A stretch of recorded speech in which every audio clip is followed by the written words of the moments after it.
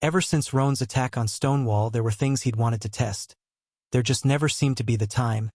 But after connecting with Thera again as she used her magic, he decided not to put it off any longer. No matter how low the chance of success, he wouldn't be satisfied unless he tried. He grabbed her by the hand and started to connect with her, trying to feel more than just her mind or her mana, but something deeper. He wanted to connect to her skills. When they were fighting Roan before in Glob just now, he felt her power as she used it, and it let him know what to look for. His brow creased in concentration as he tried to force his mind to plunge even further, before he came across what he was looking for and latched onto it with all he had. There was no resistance, and his confidence soared. This was it. This was what he'd been dreaming of since coming to the world. And if he could feel it, he was sure he could use it. He stretched his arm out in front of him, willing his mana to bend to his desire and form an earth bullet in front of him. But nothing happened. He let out a sigh and felt himself shrink. Of course it wouldn't work. That would have been way too convenient if he could overcome his inability to use magic by connecting with someone. Everyone else looked on, unsure of what should be happening. Only Thera understood what he had attempted by hearing his thoughts through the connection, and could feel the disappointment rolling off of him. "Try not to let it get to you," she told him. "You don't need magic to be a fantastic craftsman." "I know, but it sure helps." He wasn't even sure if there was any point in testing his other two ideas, but for the sake of trying everything he carried on with lower spirits. "Hey Abris, mind making me a copper armband? Something that could cover my forearm." A simple enough request. With a small wave of his hand, the earth spirit materialized the copper around his arm. It wasn't pretty, with no real thought being put into its look, but it would work well enough for his purposes. He still had his hold on her earth magic, and with little hope tried to enchant with it. The very world felt like it changed when he felt it start to work. He didn't have much knowledge on how to enchant with spells, since he didn't think it was something he would ever do. He had felt like there was no real point in taking the time to learn, and now that felt like an overwhelming mistake. Rather than try and shape the mana to produce a specific spell effect, he had no choice but to lay the entire skill onto the armband. To everyone but him and Thera, it looked like he'd worked up a sweat after staring intensely at the armband for around 15 minutes. But Thera, who could feel his concentration and excitement, looked at him in astonishment. He ignored his level up. It was only a distraction from seeing if he'd succeeded, and let go of her hand while raising his own. Now to see if it actually works. He poured his mana through the tool, and small clumps of earth raised around him and began to take the shape of a ball when a wave of lightheadedness assaulted him and broke his concentration, causing it to all fall back to the ground. Carly was the first one to react. "Wait, what the hell was that? Didn't you get stuck with the shit end of the stick because you couldn't use magic?"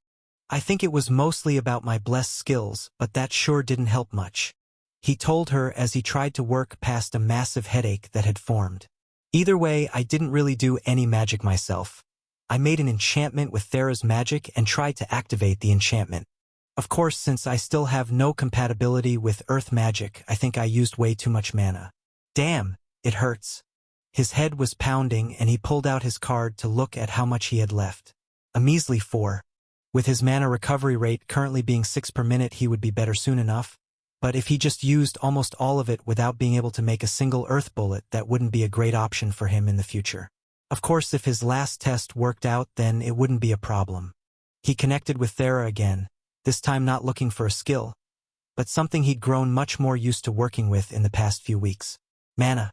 He knew he could feel it and work enchantments around it, but what he was attempting now was different. He wanted to take it for himself. He reached for it mentally, but it was like water slipping through his fingers. As much as he wanted to use some to use for his spell or replenish his reserves, it just wasn't in the cards for him. "Shame," he muttered under his breath. Still, the fact that even one of his ideas had worked for him opened up countless possibilities.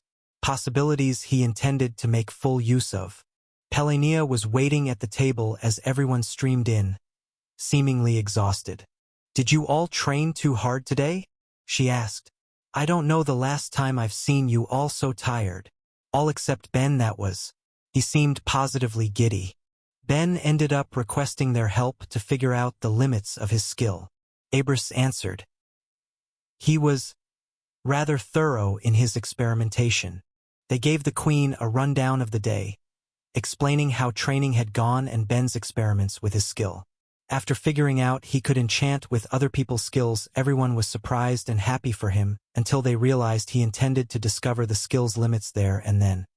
He got everyone present to divulge whatever skills they were willing to and went to each of them, trying to apply different effects to the brace and work to figure out what he could manage. So it looks like I can use up to level 3 skills at the moment, which is a bit weird if you think about it because my enchanting should let me use up to level 5, but maybe it's being limited by my connect level? Or maybe there's a more complex interaction going on than I can tell. On the plus side, it looks like I could still get the first 3 levels of the barrier magic skill from Glob's teacher even though he'd awoken it to level 1 of advanced barrier mastery, but I couldn't even touch any of Glob or Carly's blessed skills. It's like since they came to this world with evolved ones it didn't have a base for me to grab onto, which is honestly a bit of a shame because I would love to meet up with some old classmates and try and use their more powerful and rare skills, but then I just have to evolve my skills myself and I should be able to. I was able to use the skills they'd developed since coming to the world, so it feels like the blessed ones just don't have a foundation I can take advantage of. After all, since I could enchant with Thera's blessed earth magic, I shouldn't have that issue with anyone who's built up their skills over time. Everyone seemed exhausted, having heard him ramble on as he pulled them all into his experimenting, but the queen's eyes were shining. Sounds like you've had the most productive day of all then. So what's next? Think you could get me more people to make resistance braces for? The sooner I get either my enchanting or connect up, the sooner I can see how it will affect things. After dinner and sleeping, Ben awoke in Myriad's divine realm with a smile still plastered on his face.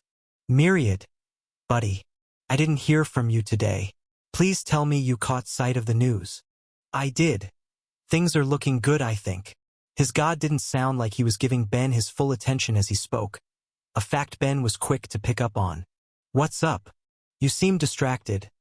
I figured you'd be doing your glowing disco ball of excitement routine you do when something good happens. This is excellent news. Something about it just seems off is all. It's eating at my mind a little. What could be off? The amount I can enchant basically became unlimited. This is a huge selling point. I'm sure we'll be able to snag some enchanters with this for sure. It's great. It's just what? There are already a group of skills very similar to it: lender, learner, teacher, and borrower. I won't bore you with the details, but the short of it is that they all allow for sharing skills to an extent too, without the restriction of it only being able to be used for enchanting. While I can see how my own characteristics could lead to this, I just find it odd that it's growing with the restrictions it is. The influence of you and the world should be causing it to grow in more interesting ways. What do you mean restrictions? Sure, not being able to use the skill when connected isn't great, but it also has the whole mind-reading aspect as a benefit. True, but you had to work much longer to use it as well, right? Your normal enchanting speed is significantly faster. Not to mention, I don't think there are many with blessed enchanting. I would bet that any enchanter without the blessed version of the skill would struggle much more. All of this makes it significantly weaker than the other skills I mentioned, which just seems unusual. As it stands, it's only grown into a weaker borrower and mind-reading. So what do you think is happening then? I think you should try and get another level or 2 out of it and we'll see from there. Another week passed without any major changes. Ben was still making resistance braces each morning and going to the Craftsman's Guild to read in the afternoons, though his book selection now included how to enchant with magic as well, while Thera trained with her father, Glob, and Carly. Really, there was only one noticeable difference. I can't believe you're wearing that, Carly said as Ben brought out a meal for everyone. What are you talking about? I've been wearing it all week, Ben told her, loving her reaction to his chef hat/kiss the cook apron combo. It is a little odd, Ben, Thera told him with a questioning voice. What's it say anyway? That's your world's writing, right? It is, but don't worry about it. Think of this as the customary cooking garb of my planet. Carly rolled her eyes but didn't bother correcting him since she would rather eat what was being served. The day after Ben discovered that he could enchant with other people's skills, he grew concerned he wasn't doing anything to train his crafting skill at the moment. Given that his current job was craftsman, it didn't feel right to neglect it like that, especially when he was progressing so quickly through it. With everything he'd done, from learning to keep staves from breaking by using his crafting, to creating the braces, to learning he could enchant with other people's skills, he had flown through it far faster than he had expected, with only a few months putting him at level 80. It seemed the system rewarded discovery, or maybe it was just that what he had been discovering was rather complex. He did see a pretty massive jump in his level each time he spent an entire night to improve on Thera's armband. Nonetheless, he wanted to make something that was a little more tangible, and when he discussed his concerns with the Queen, she suggested working under the castle cook while he was here. Apparently Thera had spoken about their time cooking together, and the cook had level 7 in the skill, making them an excellent resource to take advantage of while he had the chance. Not to mention it meant he could learn some more succubus recipes. He would normally take off his cooking gear while still in the kitchen, but the maid who would usually serve was off ill for the day, so he decided to bring it out while it was fresh before sitting down to eat himself. They filled the meal with the usual small talk, each of them discussing their plans for the day, though there was never much different. At least there usually wasn't, though it seemed the Queen felt it was time to change that. "Thera, your training seems to have stalled," she said offhand, and the mood of the room immediately dropped as Thera became more distant. "My level improved not too long ago, you know, Mother. You can't expect me to raise it again so soon. You possess basically unlimited mana. If you could improve your control some more, there's no reason you couldn't already have awoken your skills to the 2nd tier. Maybe it's time to admit you don't have the skill to be a mage." She ground her teeth and did all she could to keep the anger and frustration from her voice. "I fail to see what that has to do with anything. I'm working at it on my own. Whether I succeed or fail is nobody's concern but mine." Pelania let out a small huff. "Hardly. You have Falk and Ben making you staves constantly, and taking Ben out hunting with you when his time could be better spent on training his own skills is a waste." "Hold on," Ben interjected. "Falks insisted that I get used to gathering my own supplies to save money. He says being able to procure your own materials is imperative to any beginning craftsman." "That may be true for most," the Queen rebuked. "But then most beginners wouldn't have such a profitable patent to their name. Look at how much you've made and tell me your time wouldn't be better spent buying materials and refining your skills." He had no response for that. Ben had already been unsure of how to handle his newfound wealth after the first day of work. As the days passed and he made more bands, he'd accumulated more money than he knew what to do with. Investing that money into himself and his training wasn't a bad idea at all. "Don't try and talk Ben into quitting working with me. Besides, Falk's fine with making me staves, so what's the issue?" "True, he is and likely will continue to be, but that doesn't change the fact that it's a drain on his resources. A drain we've been helping curb." "What?" she asked in shock. "Thera, please. Do you really think we'd let our friend put so much time and effort into supplying you without properly compensating him? Of course, since there's barely been any progress over the past couple years, we're going to have to ask him to stop. It's been a waste of his time." Thera couldn't look her mother in the eye while everyone else was sitting awkwardly trapped in their family squabble. She got up and was about to leave the table when her mother threw her a lifeline. "Of course, if you could prove that you've improved enough to make it worth everyone's time and effort, I have no issue with you continuing on as you are." She let out an angry, defeated sigh before facing her mother. "What do you want?" "It's simple, really," the Queen said with a smile. "I want you to conquer the trial of Analia." It looked like her father was going to say something to that, but Pelania raised a hand to silence him, though Thera had her own objections. "Why in the infinite hells would I do that? People die in there every year. Are you trying to get me killed? People also die adventuring constantly, and you end up without a weapon far too often as you do that. The risk feels rather comparable, I would say." "Okay, but I'm also not close enough with any other succubi or incubi to fulfill the conditions, and you know it can't be done alone. Are you just giving me an impossible task to do? The conditions say nothing of race. Any species can participate in any trial, though some are going to be significantly less equipped to succeed than others. Given that I'm sure there's at least one person in this room you could partner with, she said, throwing a look Ben's way. You literally just gave me trouble for having him hunt with me. Yes, and if you developed any bonds with other adventurers, I'd say to party with one of them. But as it stands, your options are limited. Of course, I don't expect him to do it for free. He already seems to have no problem with his level of wealth, so I have an alternative suggestion for our young apostle. I'll get you 10 converts if you're willing to help my daughter. No worries, Myriad, I got this.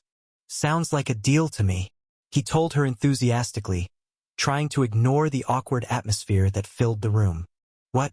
Myriad had been on him to find new followers for months now, and here he was just straight up being offered 10 of them on a silver platter.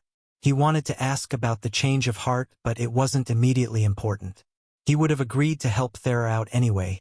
This was just a bonus. Thera didn't seem pleased to see how everything went herself, but it looked like she'd given in. Fine. If that's how it's going to be, it looks like we'll do it. When do you want us to start then? How about a week from now? I'll put Ben's work on hold for the time being, so you both can focus on your upcoming trial. Now that that's sorted, let's finish eating. The queen resumed her meal, but Thera got up and started walking away. I'm not hungry. She left the room and Ben was about to follow her when Carly spoke up and caught his attention. Completing the trial is the qualification, right? We'll do it too. What do you mean we? Glob said indignantly. I'm not dying for your political ambitions. I personally don't think you and Glob are close enough for it to be a good choice. However, as our country's heroes, I won't stop you, Pelania said, completely ignoring Glob's objections. Sorry, but what do you mean by qualification? Ben asked. He wanted to check on Thera, but he didn't want to pass on information for whatever dangerous trial he had just agreed to. Pelania explained for him. You've been told we're an elected monarchy, correct? The condition to become a candidate is to complete Anilia's trial. Everyone who does has the right to lead our people. Interesting, but not immediately important. He decided he could get any other information from Thera and went to follow here. When he got to her room and knocked on the door, he didn't hear a response. But not one to let something like that deter him, he let himself in to find her face down in bed. Want to talk about it? He asked. There wasn't much need to try and figure out what was wrong since he was there for the whole uncomfortable exchange, and he took a seat beside her before he got an answer. She pulled her head out from a pillow and looked at him, asking something that took him by surprise. Would you have agreed to help if Mom didn't offer you a reward? What? Yeah, of course. I wasn't going to turn it down since it was offered, but I wouldn't want you to go alone on some dangerous trial anyway. Okay, good. She seemed to lose some of the tension within her as she got his answer and went back into her pillow. He sat with her in silence for a bit, expecting something more, but when she didn't volunteer to speak, he questioned her instead. So want to tell me a bit more about what this trial involves? And what were the conditions that we needed? He wasn't sure if he was going to get an answer from her, but after a moment she sat up beside him. All I really know about it is that 2 people need to work together to take the trial, and that the goal is to make it to the heart of it and collect a flower. The condition is for the 2 taking it to be fairly close, but if you ask me, it's silly that even needs to be said. What idiots would do a dangerous trial from a god if they don't even like each other? Apparently Carly and Glob. He felt a moment's worry that his classmate and one of the few humans on this world were going to get herself killed, but he needed to be worrying about himself instead. He was sure they could handle themselves. That's a bit vague, isn't it? Like, what are we going to have to do in there? Surely if people die facing it, we aren't just walking through the woods. Thera could only shrug. When you willingly enter the trial, you form a covenant with Analia that keeps you from speaking of the details. It wouldn't be much of a challenge if you knew what you were facing and could plan ahead. Fair enough. So they wouldn't know that they were walking into. Admittedly, the thought made Ben a little nervous. He would have liked to have spent the next week collecting as much information as he could, but now it looked like he'd have to just try and prepare for everything to one degree or another. Not ideal by any stretch, but maybe he could work on some new traps. Now that the amount of skills he had access to had just drastically increased, he had a few ideas he wanted to put to the test. As he was fantasizing about what he would try to put together in the next few days, he felt Thera's eyes looking at him from the side. "What's up?" He knew the morning had gotten to her and she wasn't in the best state at the moment. And now that they'd agreed to such a potentially dangerous task, he wanted to help ease her mind before they went off. Still, she managed to catch him off guard. "Are you going to quit hunting after this?" "What? It's just that Mom's right about you not needing to anymore. You have money and access to resources now." Ben wasn't so socially inept that he couldn't see what her concern was. Thera had been alienated and had to hunt alone back in Stonewall, and he was probably her longest companion at this point. What her mom had said did bear some considering. He certainly didn't need to anymore, but when it came down to it, he enjoyed it as a way to spend time with his friend outside of work. "I have fun hunting with you, so don't worry about it.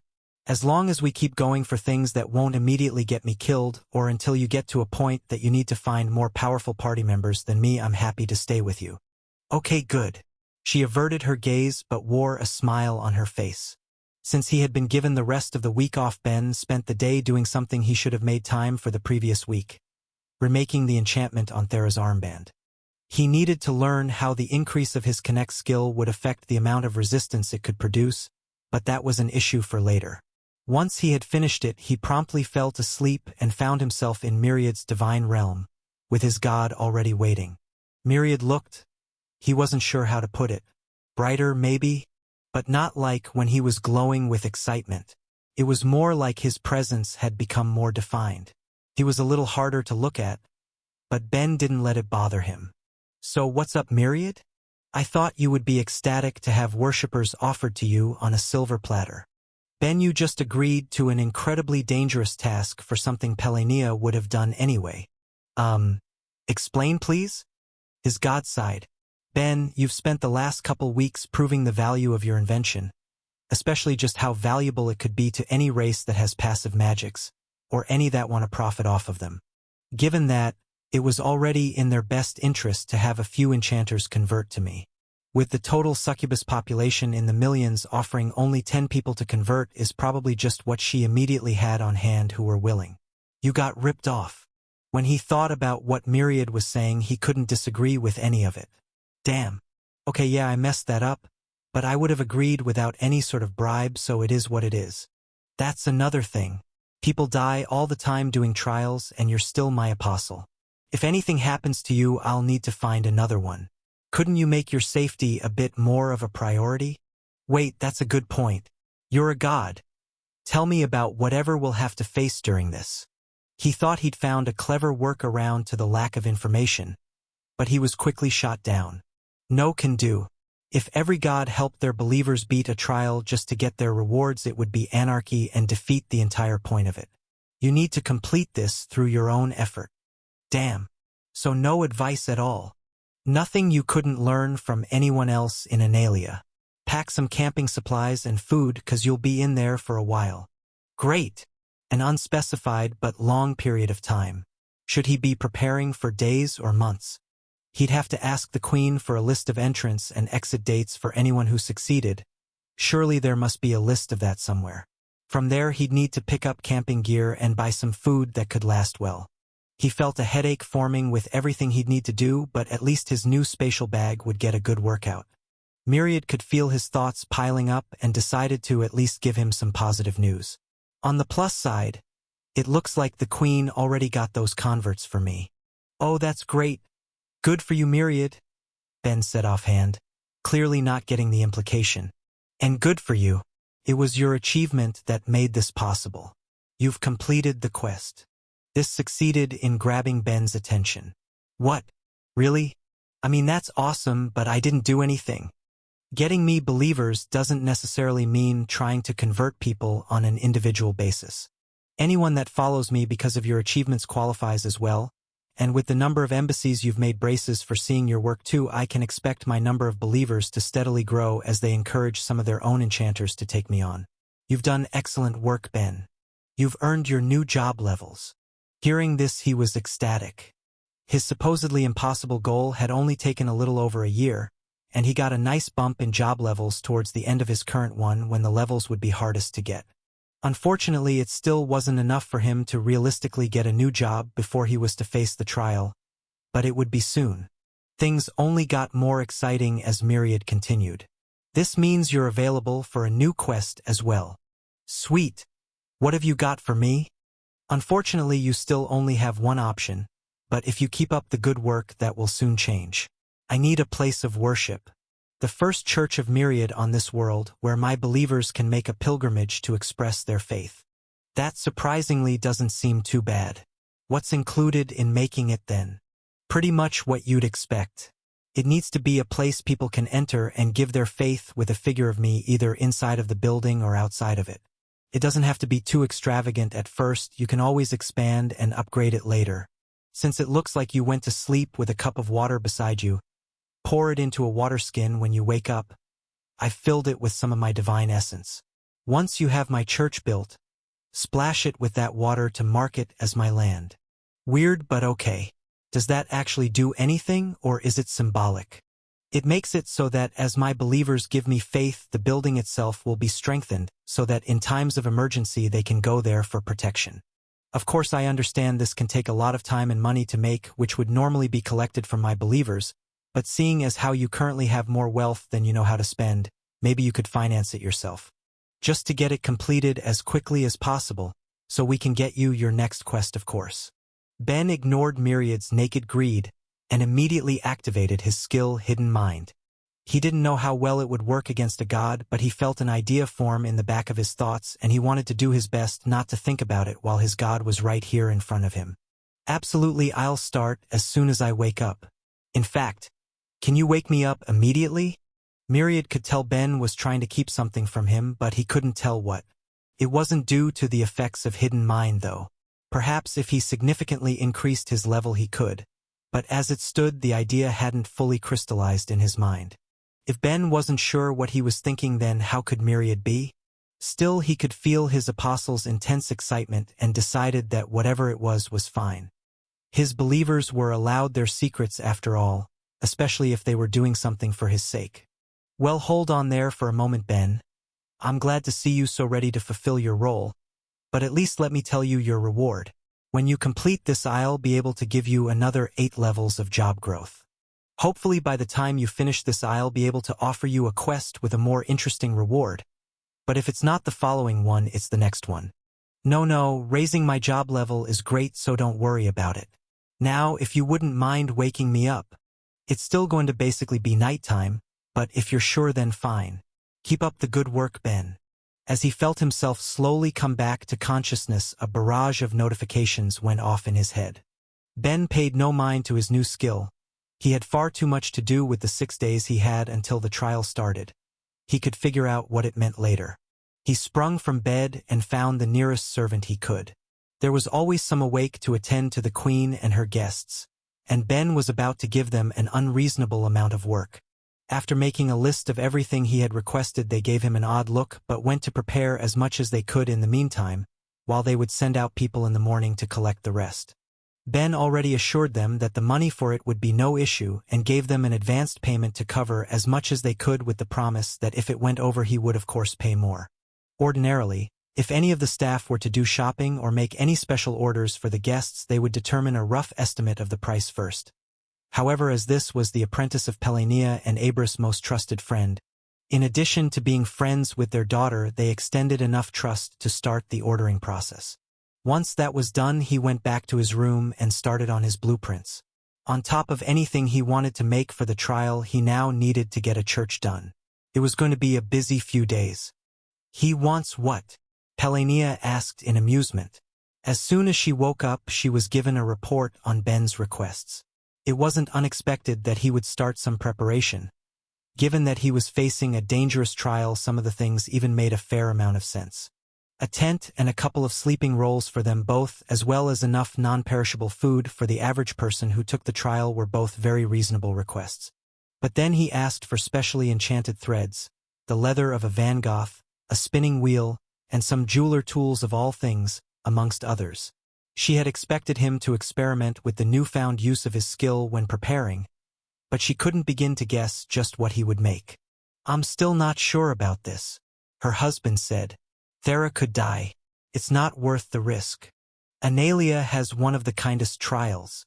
If things go wrong, they can run away, much better than any that traps you within. Besides, have some faith in your daughter. If you have faith in her, then why bully her into taking it? She wouldn't have done it otherwise, and I have my own goals that need to be accomplished. Now stop worrying and go see what he wanted from you anyway. Hey Abris, thanks for coming. When the great Earth Spirit found Ben in the back house, he hadn't expected to see an exhausted-looking familiar face. It's no problem, but what are you doing with Farila? At some point it looked like Ben had found Glob's barrier magic teacher and had put him through the ringer, but the old incubus was accepting of it at least. The boy just needed to make use of my barrier magic, as well as was looking for someone with charm above the Zeroth level. Since I have it at the second, he's been making use of me. Abris decided not to ask for how long. A series of contraptions were set up around him. It looked like he'd taken the time to put them together and enchanted them all with Farila's help, so it could have been a while. Anyway, what can I do for you? At this, Ben pulled out a ball of metal. The mithril he'd been given on the first day he came. Would you mind turning about 60% of this into a thin thread for me? The last 40 can stay as just a chunk of metal. I'll work on it myself later. It was a simple enough request, and he was starting to put together a picture of what the boy had in mind. He simply couldn't understand why Ben would spend the last couple of days before he faced a trail making something like it. Still, he did as he was asked and ran his mana through the sphere, stretching it out into as thin a thread as he could. With that done, he wound it up and gave it back to the boy, received his thanks, and went on his way. Despite himself, he was curious as to what Ben would do with some magic cloth. Evening had come and gone, and Thera hadn't seen anything of Ben. He'd missed all of the meals, and he hadn't been at the Craftsman's Guild when she went for a walk to check. It was only before dinner she bothered to ask anyone where he was that she found out he was in the workshop in the back. So rather than share an awkward meal with her family, she went to see what he'd spent the day doing. He was sitting at a desk peering through a magnifying glass at whatever he was working on. She was sure he hadn't noticed her coming in. He was too focused on his work, and decided to have some fun with him since he disappeared for the entire day without a word. As quietly as she could, she crept up behind him and brought her face right to his ear. Boo! It got the desired effect, and he jumped up, flinging something across the room in the process. He took a second to catch his breath and calm his heart before turning to look at her. Was that really necessary? She shrugged. You disappeared for the entire day without a word. Seeing as how we may die in a week, I thought you might want to plan something out. After she pointed that out, he looked a little sheepish. Okay, yeah, my bad. Well, help me find the little piece of mithril I just launched across the room, and then we'll talk about it. She instantly felt terrible about her little prank. Even if her parents could supply it, mithril wasn't something you let yourself just casually lose, so she got on the floor and started searching with him. Ben moved a light around, trying to see the glitter of the metal, and after a few minutes they managed to find it. Thank God. Hand-making all of these is honestly such a pain in the ass. I'm glad I didn't need to do this one over. What are you even making? To Thera, it looked like nothing more than an oddly shaped piece of metal no bigger than a small seed. But it looked like there were well over 100 on the desk, and she couldn't begin to imagine what they were for. It's called a zipper.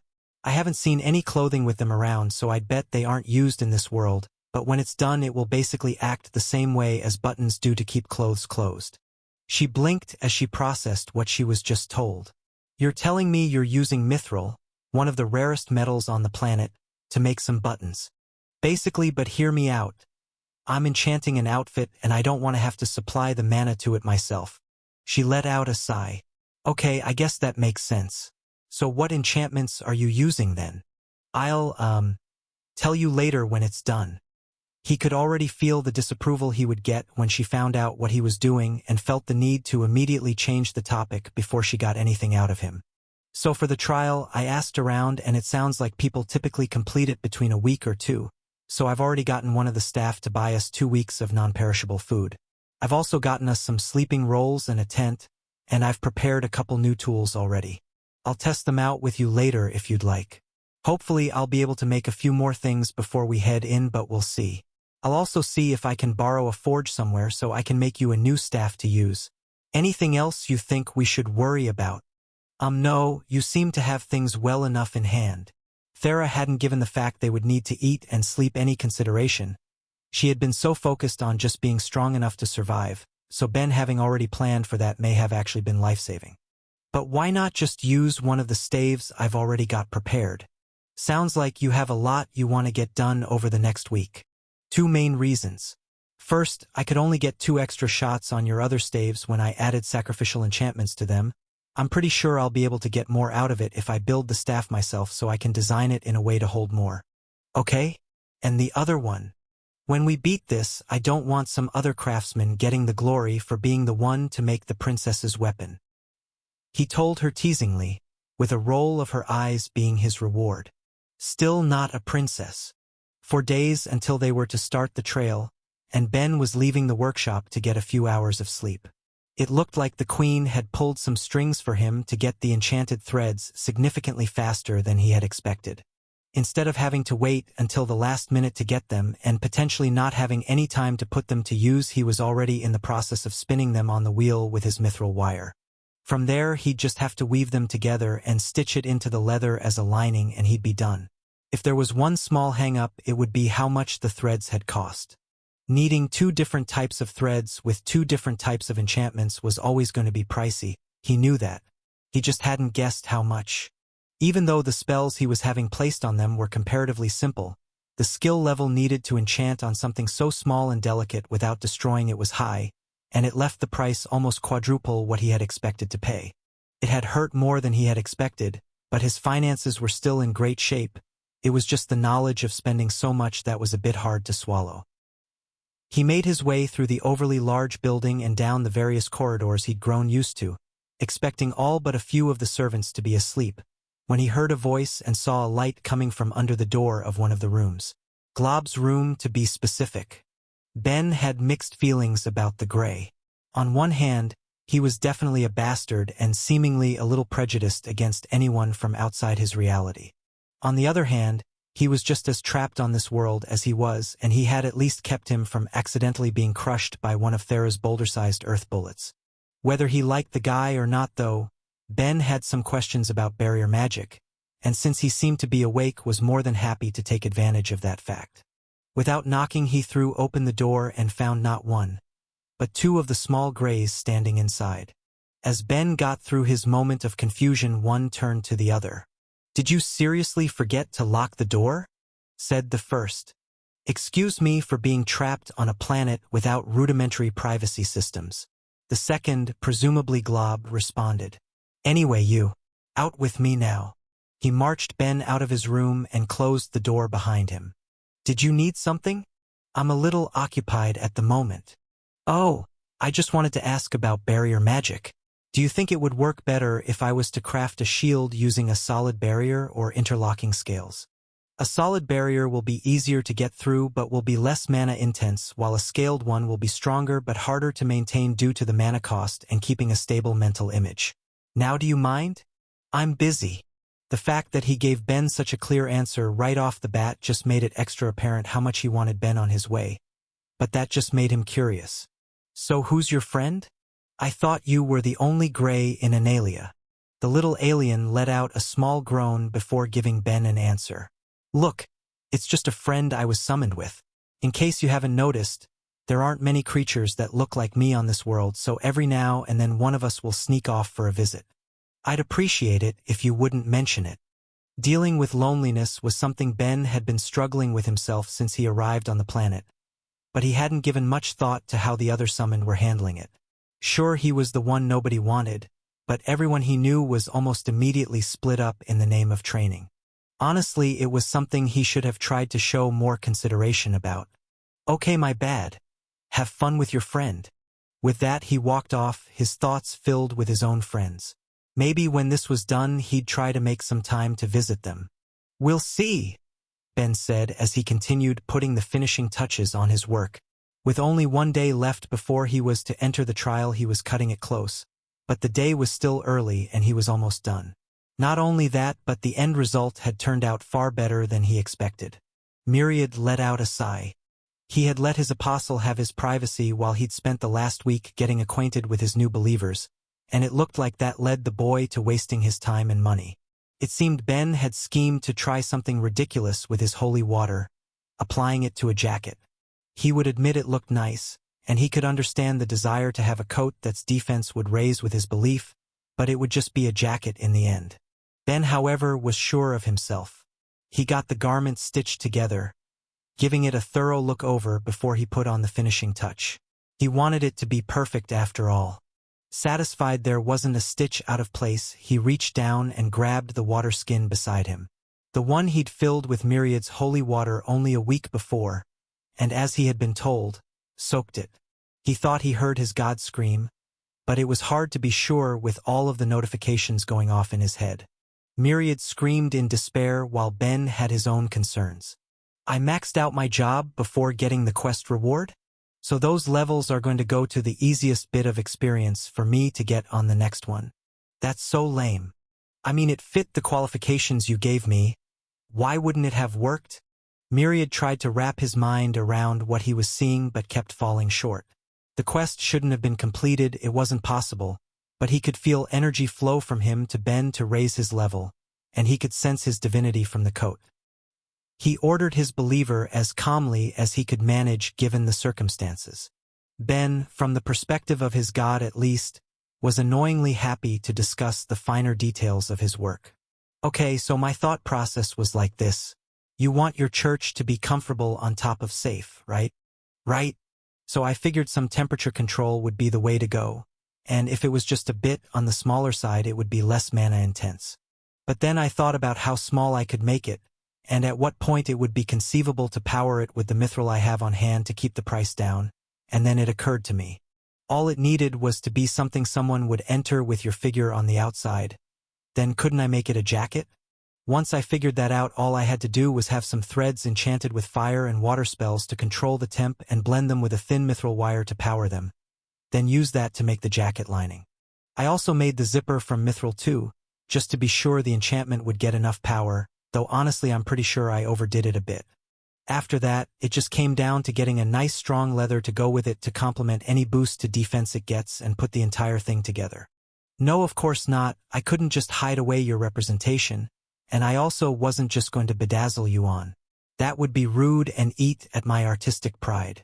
Well, mostly it would make the coat look like crap, so I just went subtle with it. Look.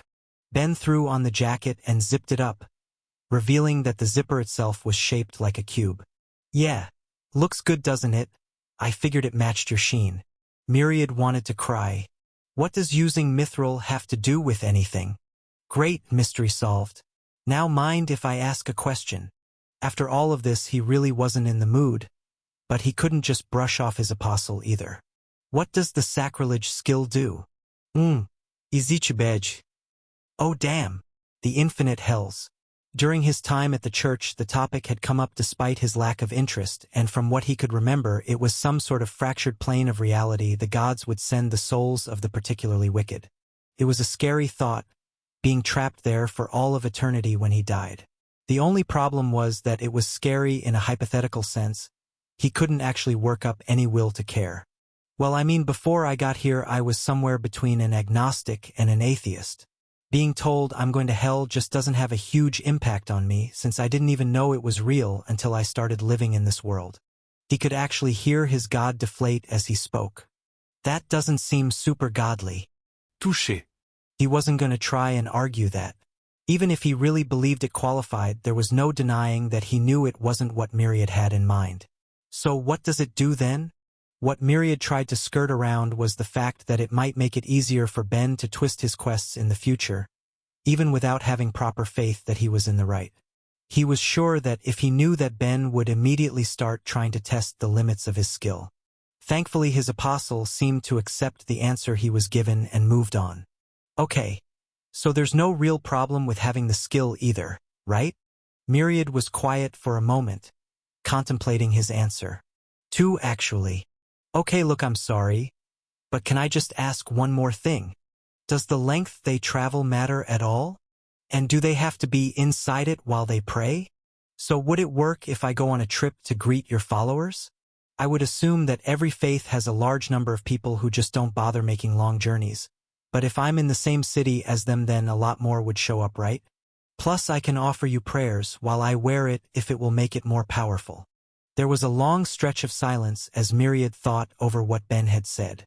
His voice was filled with cautious optimism. Ben, do you hate your God? Thera asked once he'd explained exactly what he had done and how the coat worked. Even though he'd just been told by Myriad that he should keep his new skill to himself, he figured telling her would be fine. In any case, it seemed like Myriad shared her sentiment. He spoke in Ben's mind, which he pretended not to hear. Me and Myriad get on great. This was just some creative differences after all. So anyway, I wanted to ask if you could take me to the nearest job change room. It looks like I managed to complete my current one just in time. You've only had this one for a few months. That's ridiculous. I finished 2 quests in a week. It shouldn't be too surprising. He elected not to mention that somehow completing the coat gave him enough experience that his current quest reward was just waiting to go into his next job. Thera was still giving him a look, but she walked out with him. There should be one in the Craftsman's Guild, so let's just go there.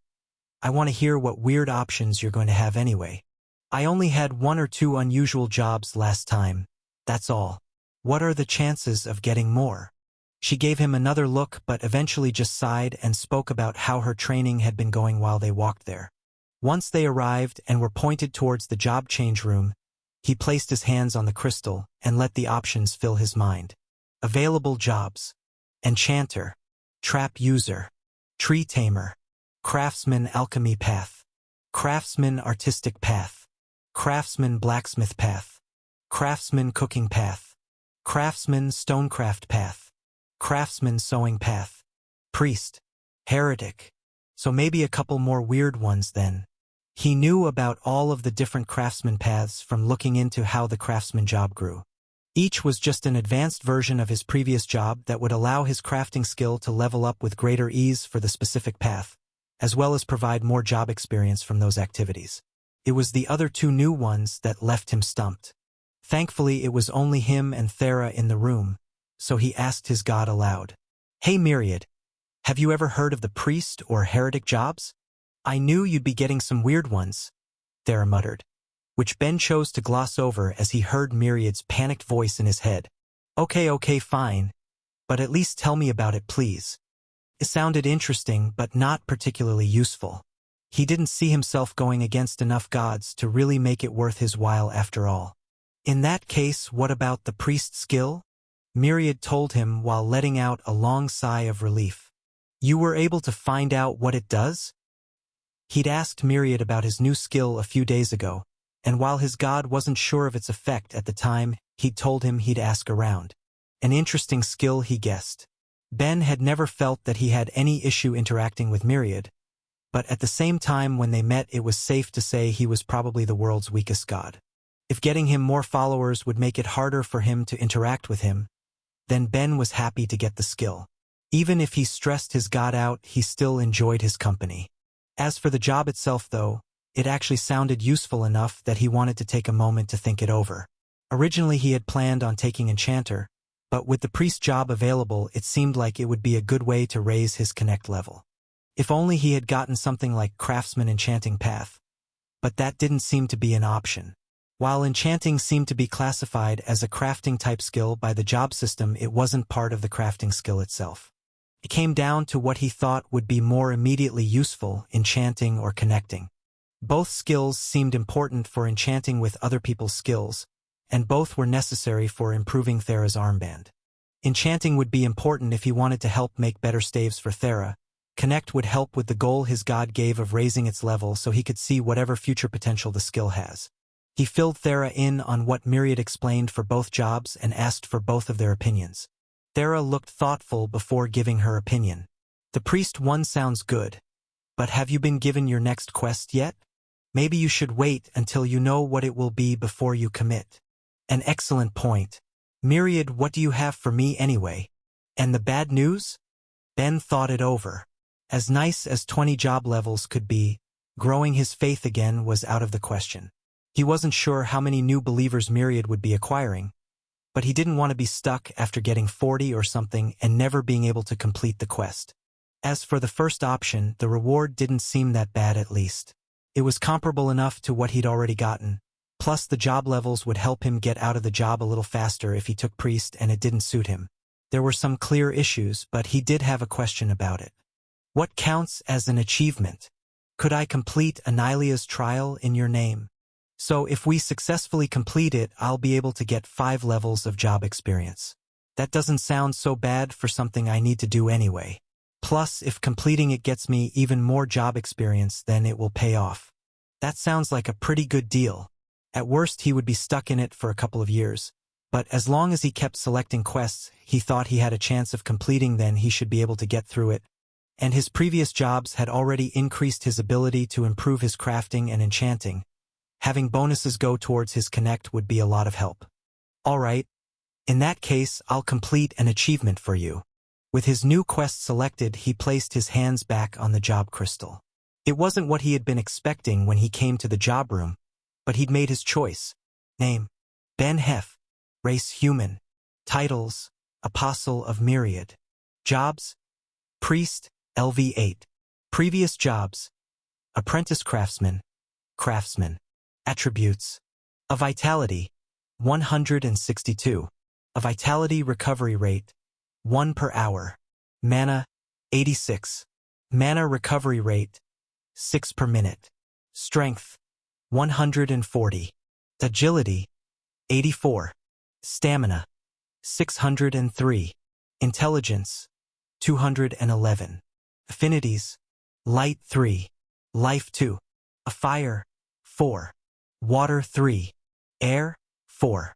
Earth 2. Death 3. Dark 1. Space, 4. Time 5. Resistances: Light, 68. Life, 72. Fire, 75. Water, 69.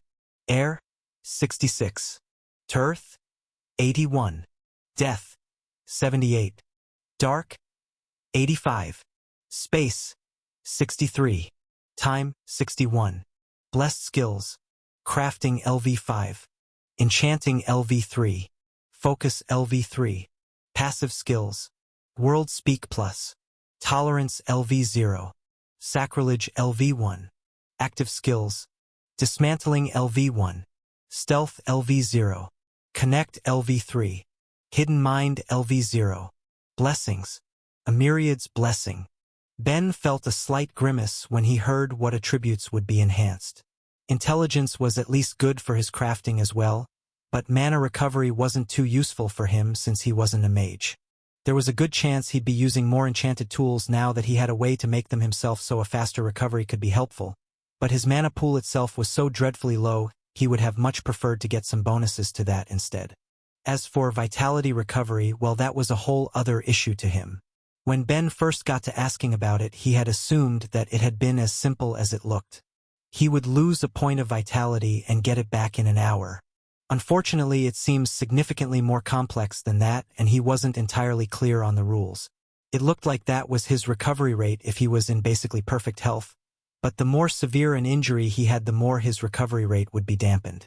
A bruise could heal in the span of an hour, but some of the more serious injuries he'd had, like any time something tried to eat him, could be severe enough that it may as well be non-existent. He knew it did something and it was better than nothing, but he'd also spent more than enough time being treated by Sonia to know not to depend on it. Still, he would just have to try and get through it the best he could. It wasn't like any of his job options would be immediately helpful with the trial anyway. He zipped up his coat and offered a prayer to Myriad to thank him for his advice before heading back with Thera. They were entering the trail the next morning, and with the amount he'd spent preparing in the last couple days, he had just wanted to relax. He stood outside of a large gate, poles with snake-like statues coiled around them guarding the entrance to the trial he and Thera were about to face. He was a little worried. He definitely could have tried to prepare more for what he was about to face. But he got tunnel vision at the thought of completing his previous job quicker. At least if things went wrong, he'd get some experience from all the praying he'd do. Still, he didn't regret it. Well, for the most part. If there was one thing he regretted, it was Thera's staves. He had completed 2 new ones for her right before he'd gotten his 2 level-ups to his crafting, and as with every level up he could immediately see where he could have improved. The fact that she was walking in there with such inferior products ate at him, even if it would have meant working through the day again without any rest. His God interjected, worry filling his voice. If it looks bad we'll run, don't stress too much, Myriad. You'll rust or something. I'm plenty concerned. It's just hard to fear some hypothetical mystery danger. Besides, how could I be afraid of something so beautiful? He was having his heart stolen by the trial. If he wasn't aware of his resistance to dark magics, he would bet he'd been charmed from looking at the enchantments that filled the wall and gate that created the trial's boundary. Myriad lamented. Really? When he gave it some thought it made sense. Mythic-grade items were like the trials, in that they were both created by the gods. The fact that they were able to make anything so incredible was enough to boggle his mind. Wait, what do you mean? Why wouldn't it be able to exist in our realm? Seriously? Does that mean if a mortal made anything powerful enough it would end up with the gods? Myriad, you can't just say that and not expect me to want more. Come on, let's hear the story. Survival was always in the plans, don't you worry.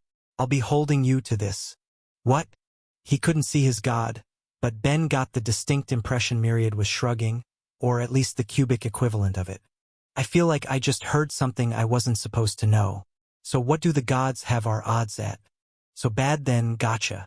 He tried to ignore the ominous feeling that came with knowing that various gods thought they didn't have a chance and turned to Thera. You all ready? As I can be. Really wish I knew what we were going to face though. She faced the gate, her cloak covering her face making it impossible to tell what expression she wore. But her tone of voice made her sound ready for whatever they may face. Same, but we've prepared all we can. Let's just do our best. A positive attitude. Pelania cut in. Just remember to run if you need to. There's no shame in it. We're going to beat this, Mom, don't you worry, Thera said defiantly. Then I'm going to get Ben and Falk to make even more staves for me. I'm sure you won't mind covering the costs since this will show it's worth the time. Right? Of course that will be fine. So you're both prepared? As we can be. Ben had bought a variety of supplies on top of having his coat done and 2 other tools. A gauntlet enchanted with barrier magic as well as what he was lovingly calling charm bombs. He would have liked to get more items made up, but he was happy with what he had managed. Though in hindsight it would have been smarter to just buy some weapons and tools instead. Good. Then if you're ready, go on in. 2 guards pulled open the gate and they looked at the forest within. Aren't we going to wait for Carly and Glob? Ben asked. If they were all taking the trial, he wouldn't mind taking advantage of strength in numbers for at least a little bit, but he was shot down. There are 6 different gates for the trial. They're starting at the next couple over. While up to 6 pairs could take it at once, they can't enter from the same gate. So no strength in numbers. Great. Still waiting around wouldn't do them any good. They looked to one another, and with a nod walked into the trial. This is already a nightmare. Ben thought to himself, though he was being overly dramatic. They hadn't faced any life or death challenges yet, nor difficult puzzles to face. The issue was they couldn't go even a few minutes without one of them falling to the ground. When they first entered, they were both drawn to the view immediately. An ancient forest that came from a lost world made quite the sight, and they were both carving it into their eyes while trying to remain vigilant for any threats within. Ben was getting lost in the sights as he fell onto his face, and after getting back up, Thera immediately did the same. At first it was a little embarrassing, thinking their nerves had distracted them, but after almost 30 minutes of it they understood something else was going on, they just couldn't tell what. Even Ben's focus couldn't keep him from spotting whatever he would fall over laying on the forest floor, be it a branch or stone or small hole in the ground. All they knew was that it was getting to them. Still, it was only an annoyance until the next time Ben lost his footing, and a pit opened in the ground where he was falling towards, a couple of meters across, with seemingly no bottom for him to hit. His saving grace was Thera beside him. Faster than he could react, she threw her arm toward him as he fell and yanked back, bringing them both tumbling just outside its edge. Holy crap! Thanks for the save. His heart was beating at a mile a minute, and he was content to lay down and collect himself from the near-death experience, thinking that maybe he was a little too quick to accept a life-and-death trail from a god. No problem.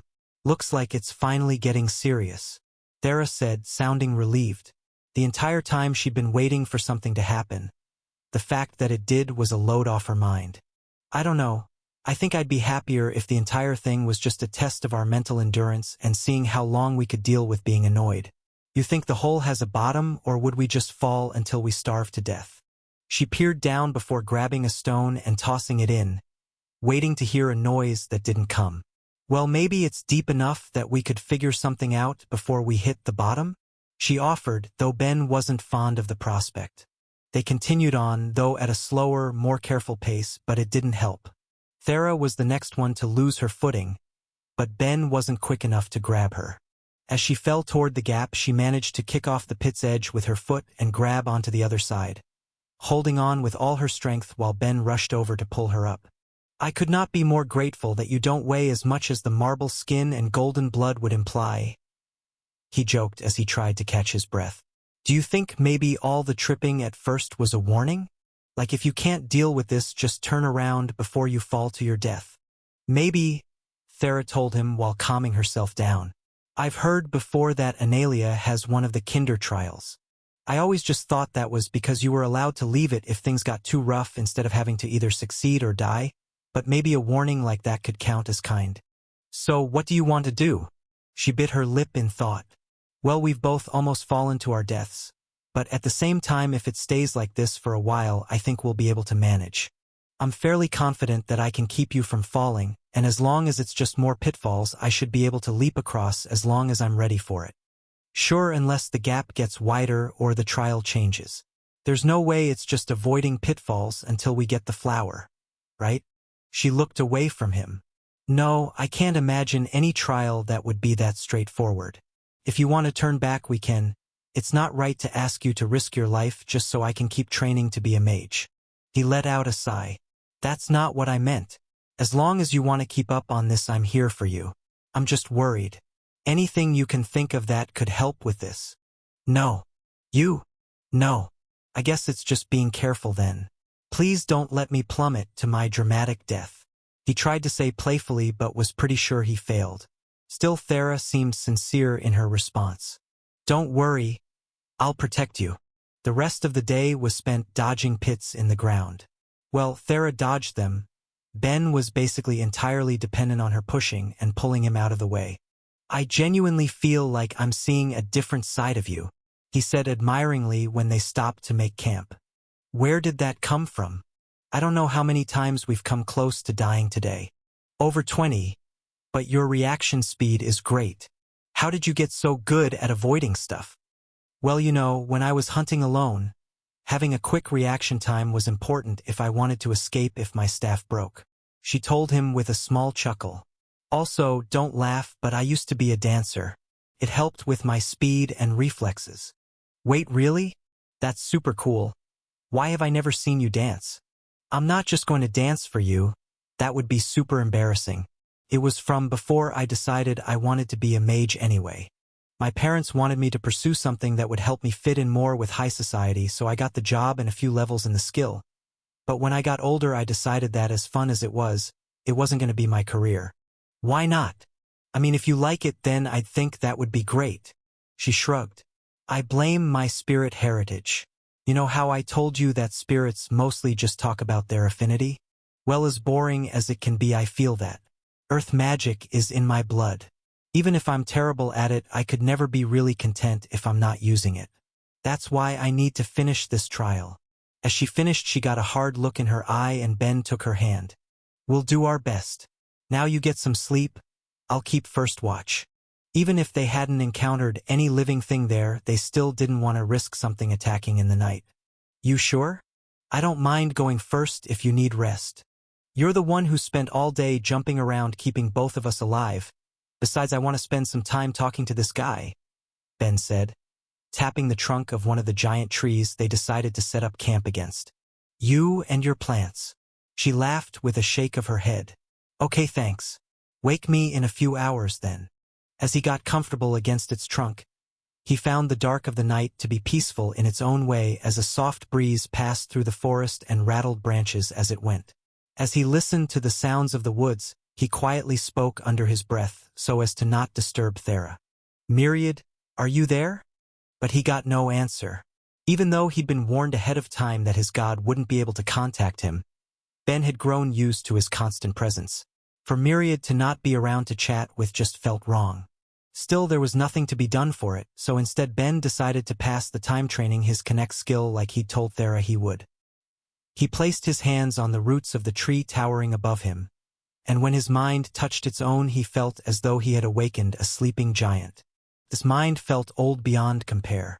Ben was pretty positive some trees on Earth would get to a couple thousand years if they were lucky, and he was willing to bet the one he was currently connected with would beat out any that could be found on his homeworld. As his Connect skill had grown, it had become far easier for him to pick up on the emotions of plants. He wasn't sure if they could be described as having a true mind, but a conversation was certainly occurring between him and it. He was doing the equivalent of small talk at first, introducing himself and making pleasantries, before getting to the heart of the matter, trying to get clues as to what lay ahead in the trial. Unfortunately, the tree lived on a different scale of time to him, with thousands of days blending into each other. Any other creatures would pass by in the blink of an eye, few having leaned against its trunk as Ben currently was, and without any way of telling if they were trial takers or monsters that lived within the forest. Without a sense of sight, it got its information about the wider world through the detection of tremors in the ground and the sharing of pheromones between the various plants that made up the forest. With that lead lost, Ben was content to spend the night chatting, creating one of the most interesting nights in the unmoving giant's life. "Ben, for the love of your god, can you try and watch where you're going? I can't help that yours was some sort of sadistic ass when they made this place." He wasn't sure if it was spending the night in the woods or the stress of the previous day catching up to them. But when morning came, they were both in terrible moods. Moods which only got worse as the day went on, and they continued to face the risk of plummeting to their deaths. Worse was how little progress they'd made since entering the trial. If they didn't need to keep themselves from falling to their deaths every 5 or 10 minutes, they would have gotten significantly farther. But then again, it was part of the trial. He wouldn't be surprised if that was just meant to wear them down mentally. And if that was the case, it was succeeding. With every near-death experience, they started to bicker more and more. In the back of his mind, Ben couldn't help but find it a bit out of character. They'd never really fought before, but his worsening mood pushed it away. Finally, as if to grant them some peace, that branch of the trial seemed to end. A good 20 minutes had passed without them falling over whatever littered the ground, and the earth was content to stay in place instead of giving way to unending pits, but neither of them could enjoy it. They were both too annoyed with each other, Thera for his inability to keep himself safe, and Ben for her attitude, that neither of them were in the mood to speak. Why's she got to be like this? I'm in the stupid life and death scenario to help her, and I'm just a freaking craftsman. Well, priest, but that's not the point. Why's she being so? What was that? He asked all of a sudden, leaving his thoughts and breaking the silence. What was what? She said while looking around. Something just ran through the trees. She immediately went on guard and raised her staff, but neither of them saw any movement. It must have just been the wind, she told him dismissively. Come on. I want to enjoy this peaceful area while it lasts. I'm sure I saw something. He immediately felt defensive. He knew there was something out there. Well, if you see it again, let me know, but otherwise let's just go already. Her harsh tone didn't help anyone's mood, but with nothing coming out at them, there was no point in arguing. They resumed walking for another 10 minutes of peace before Ben saw it again. There. In front of us. He pointed as something ran by, just through the trees ahead, but he was still alone in his sighting. Ben, I was looking that way the entire time. If you needed more rest, you should have said so before we got started. Anger filled his voice when he heard her response. This isn't a me being tired thing. This is a me not wanting to get eaten thing. How did you not see that? 'Cause there was nothing there. She yelled back before trying to calm down. Look, do you see anything now? No, he begrudgingly acknowledged. Then come on. Let's get going already. He could tell from her tone she wasn't going to listen until she saw something too, so he gave up for now. Fine. He wasn't happy that she wasn't taking him seriously, especially with their lives on the line, but all he could do was keep vigilant. As they continued on for the next 4 hours, he thought he kept catching more glimpses of a figure or multiple figures passing through the trees in the distance, but each time he was alone in his sightings. Thera only grew more annoyed as the time went on and eventually stopped. "That's it. Take a nap and clear your head. I can't put up with this until nightfall. I'm telling you something's out there. Well, it's only bothering you. Now just lay down for a bit and I'll keep watch." She pushed him down and despite his annoyance, he gave in. He admittedly hadn't slept as well as he would have liked to anyway the night before, so he closed his eyes and let sleep take him. He wasn't sure how long he had been out.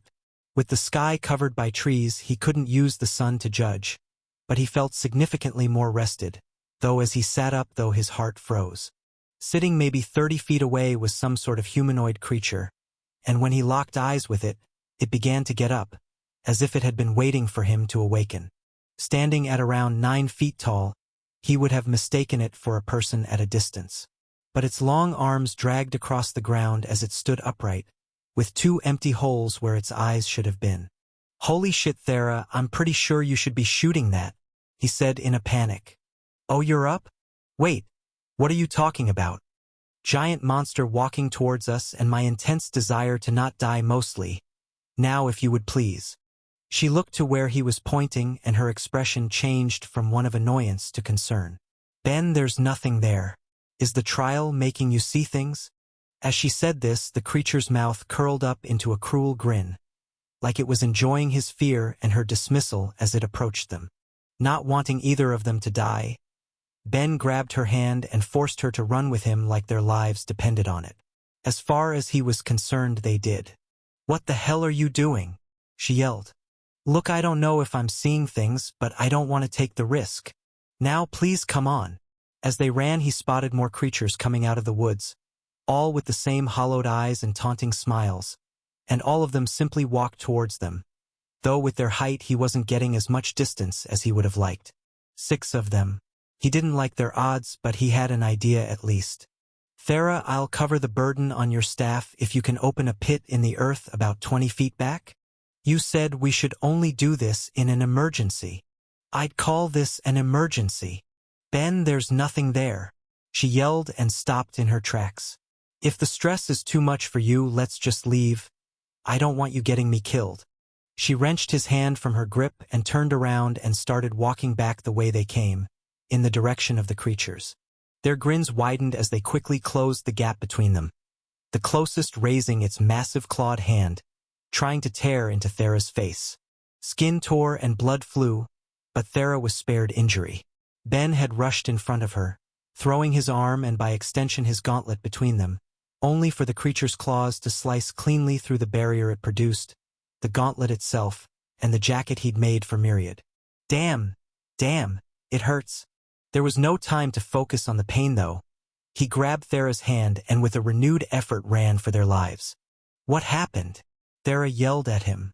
From her perspective it seemed as though he had rushed in front of her, only for his arm to erupt into a bloody mess. "There's a monster there. That's what happened." He turned to look back at the creatures tailing them. They were gaining some distance, but not as much as he would have liked, and he knew he at least wouldn't be able to keep the pace up for much longer. With the almost lazy attitude they seemed to have while chasing them, he didn't think there was much chance of tiring them out, so that meant they needed to act. "There's nowhere to hide and we aren't escaping these things. I need you to fight." "How am I supposed to fight something I can't even see?" "Well, I can. So just trust me here." He came to a dead stop and spun them around. Thera grasped her staff and looked about blindly. He grabbed onto her and her staff and connected to her, suddenly being filled with her emotions. There was guilt over what happened, but there was also still so much anger. Normally, if he felt someone's mood like this, he would try to make sure he was as calm as possible to try and relax them. But that just wasn't an option for him at the moment. His own mind was in turmoil. He briefly wondered why that was, but he didn't have the time to focus on it. Their feelings were building on each other as Ben aimed her staff and Thera tried to pull together enough matter for an earth bullet, but having even less control than usual, the forest itself began to rip itself apart as her magic ran wild.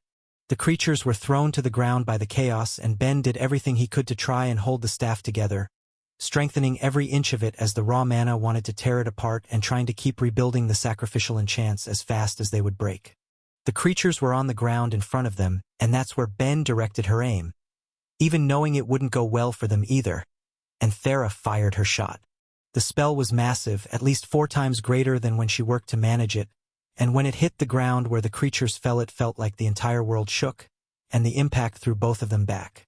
Ben did his best to fight past a body full of pain and a raging headache from using too much mana as he got up and looked around. He wouldn't need to worry about anything sneaking up on them for a while at least. Thera's magic had pulled down all of the more regularly sized trees around them, leaving only the true giants standing in place. He got up and searched the area, not seeing any sign of the creatures they encountered, not so much as a corpse.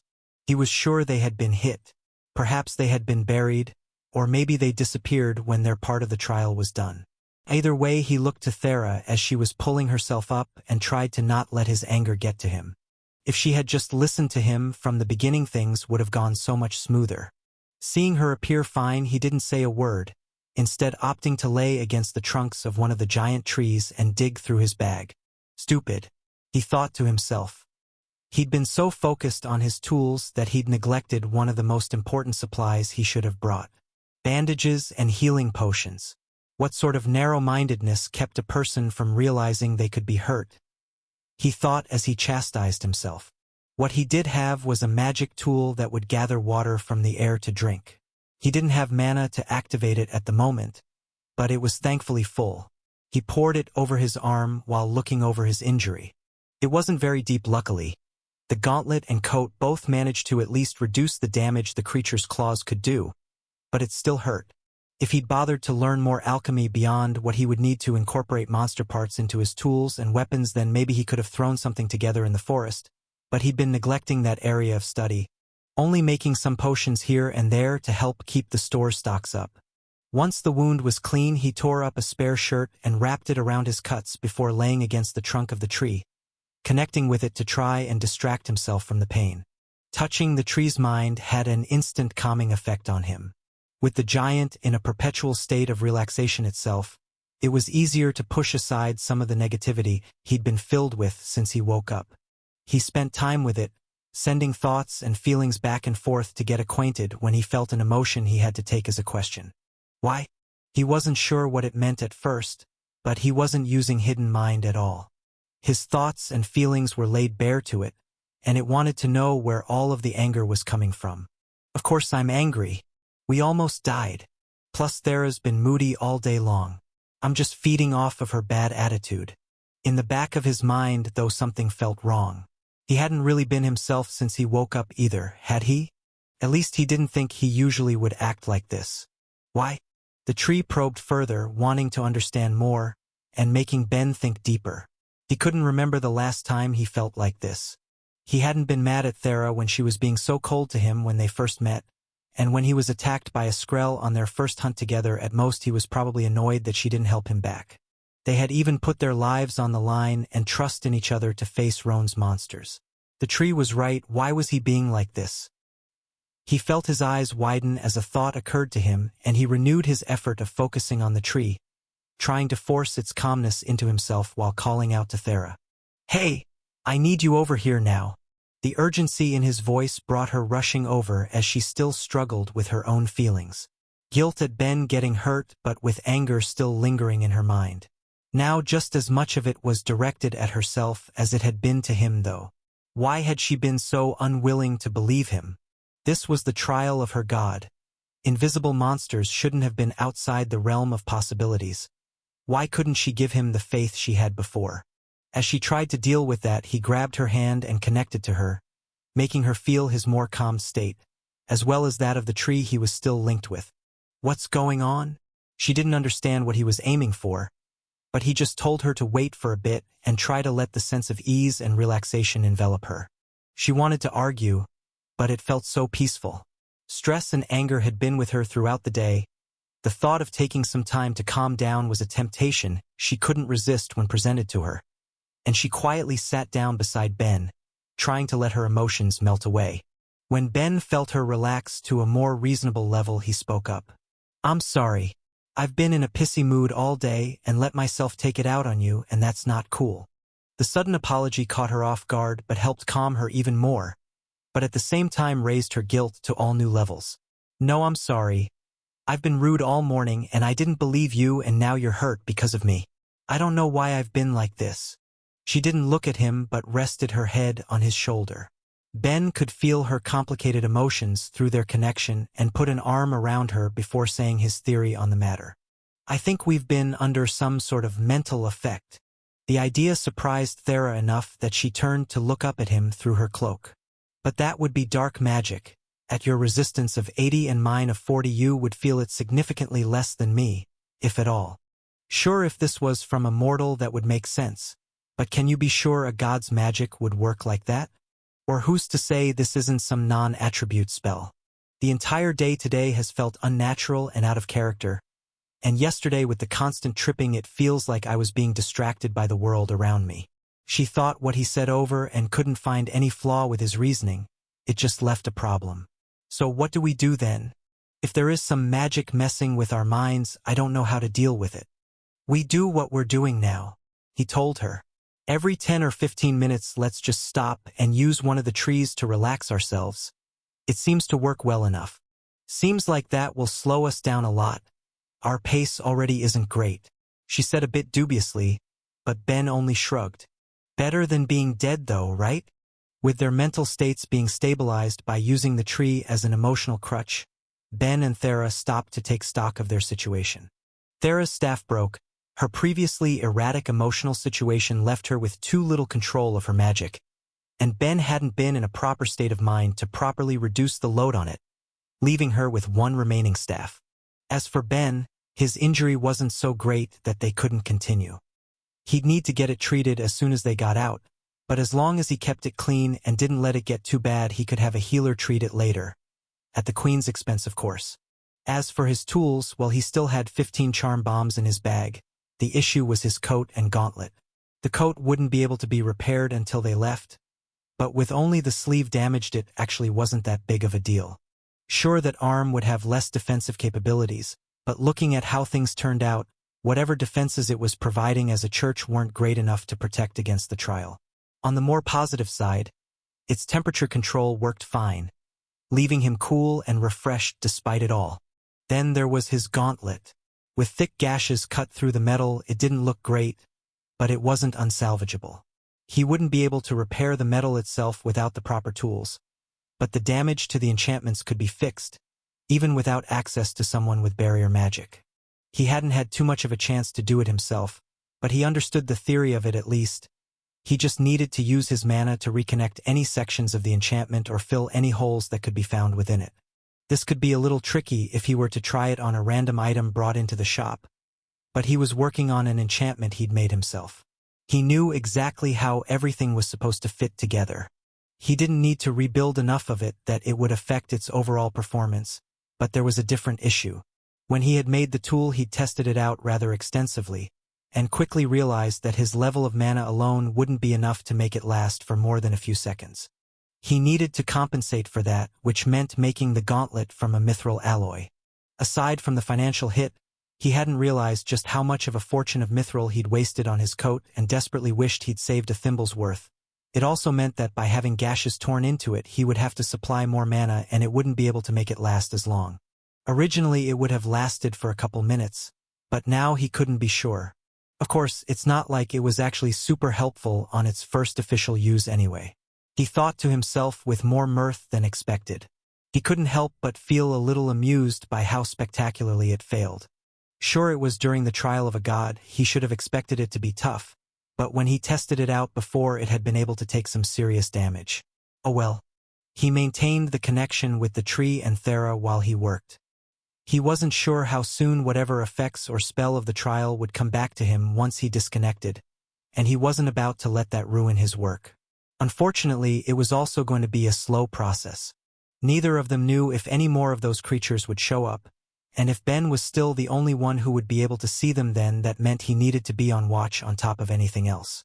It was a bit more multitasking than he would have liked, but in the spirit of trying to make sure they both stayed alive, he dealt with it.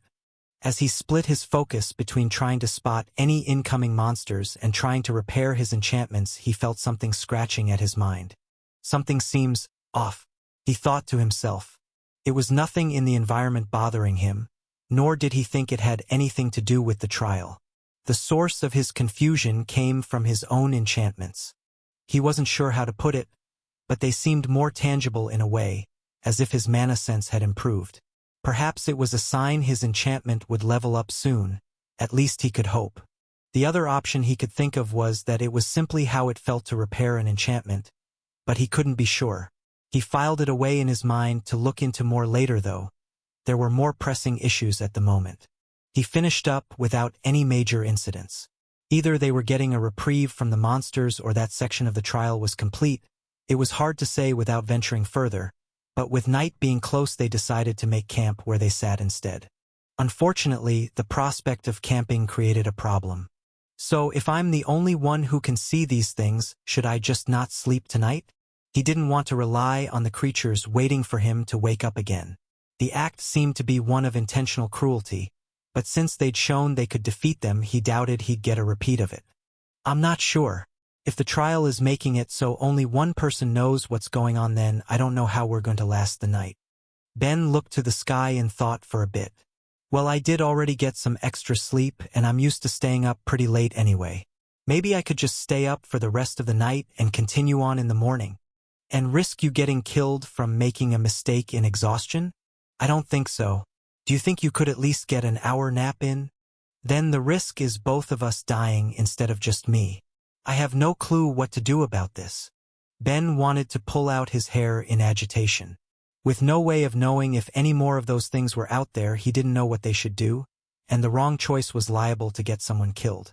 Not for the first time he asked himself why he agreed to this so easily. He definitely should have tried to get some sort of personal gain out of it instead of just accepting followers for Myriad. Well, I suppose I can think of one more option, Thera hesitantly said. But it may be the worst one. I'm listening. We keep going through the night. Walk through a dense woods in the night when it's too dark to see anything? Not sure I'm crazy about the idea. The pits stopped shortly after we started feeling angry with each other. If we assume that one section of the trial ends where the next begins, then, if it's something that won't actively hunt us, we'll be safe. Kind of a big assumption, Ben told her, expressing his concern. You can't really judge a pattern from just 2 bits of info. What if even more creatures are ahead? Maybe something more dangerous? Thera shook her head, giving it some thought. There are trials from war gods and the like that are probably mostly combat-focused, but Analia isn't like that. She's a goddess who represents caring and companionship. It's why the condition is to take the trial with the person you're most close to. I'm who you're most close with? He said, perking up and looking at her beside him. He remembered asking about the condition for taking the trial before, but he was fairly sure at the time she had just said they needed to be fairly close. She awkwardly looked away from him, embarrassed to let that slip. Well, it's not typically supposed to be family from what I understand, and I don't exactly have many friends, so there's no real difference for me. Anyway, she rushed to change the subject. You may remember when I first showed you this, I called it the Trial of Analia and Talona. Most people don't mention him since he died fighting for the homeworld before any living succubus arrived on this planet. But the point is that neither of them were gods of combat. Anyone can take the trial as long as they have someone they can work together with. I don't think we need to expect too much fighting here. Okay, if you're sure, then let's keep going for now at least. He didn't like it, but then again he didn't like any of the options they thought of. There was still enough light to see by at least, and even though they hadn't used it yet, he had a lighter in his bag. Worst to worst, he'd make a simple torch for the walk.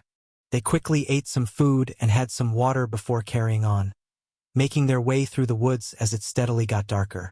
They stopped every little bit to connect to one of the trees to try and keep themselves more stable, but as they progressed it felt like they were able to keep a healthy attitude through their own efforts and stopped less frequently to try and make it to the next section of the trial quicker. In all that time they didn't see any other creature, but they faced another problem: exhaustion. A wave of sleepiness slowly overtook them both, and through mutual agreement sat down to rest. Thera leaned her head against his shoulder and seemed to nod off immediately. So much for walking to the next part of the trial.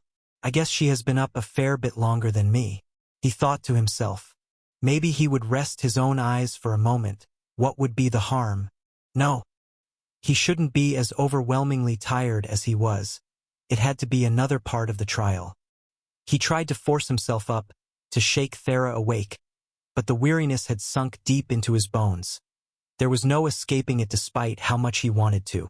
As his mind screamed out, his eyes closed.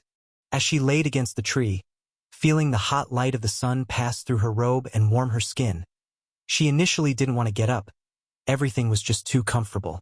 She was sure Ben could stay on watch a little longer while she enjoyed her rest. But something felt wrong with that thought, and her eyes flew open. She wasn't supposed to be resting. She was supposed to have gone on to the next branch of the trial. Why had she been asleep?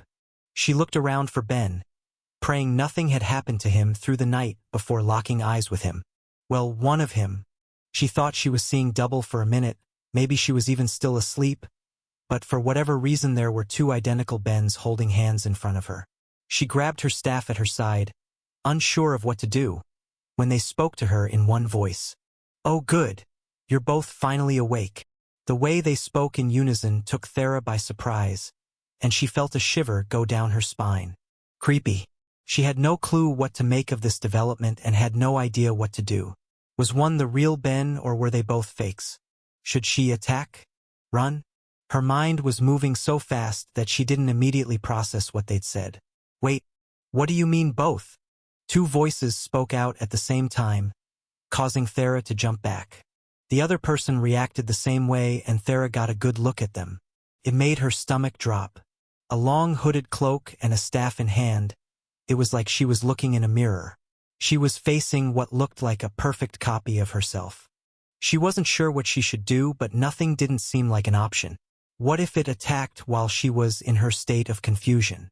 She didn't want it to get the drop on her and raised her staff to prepare her spell while her duplicate did the same. Each of them began pulling earth from the ground to use their magic when both Bens came between them.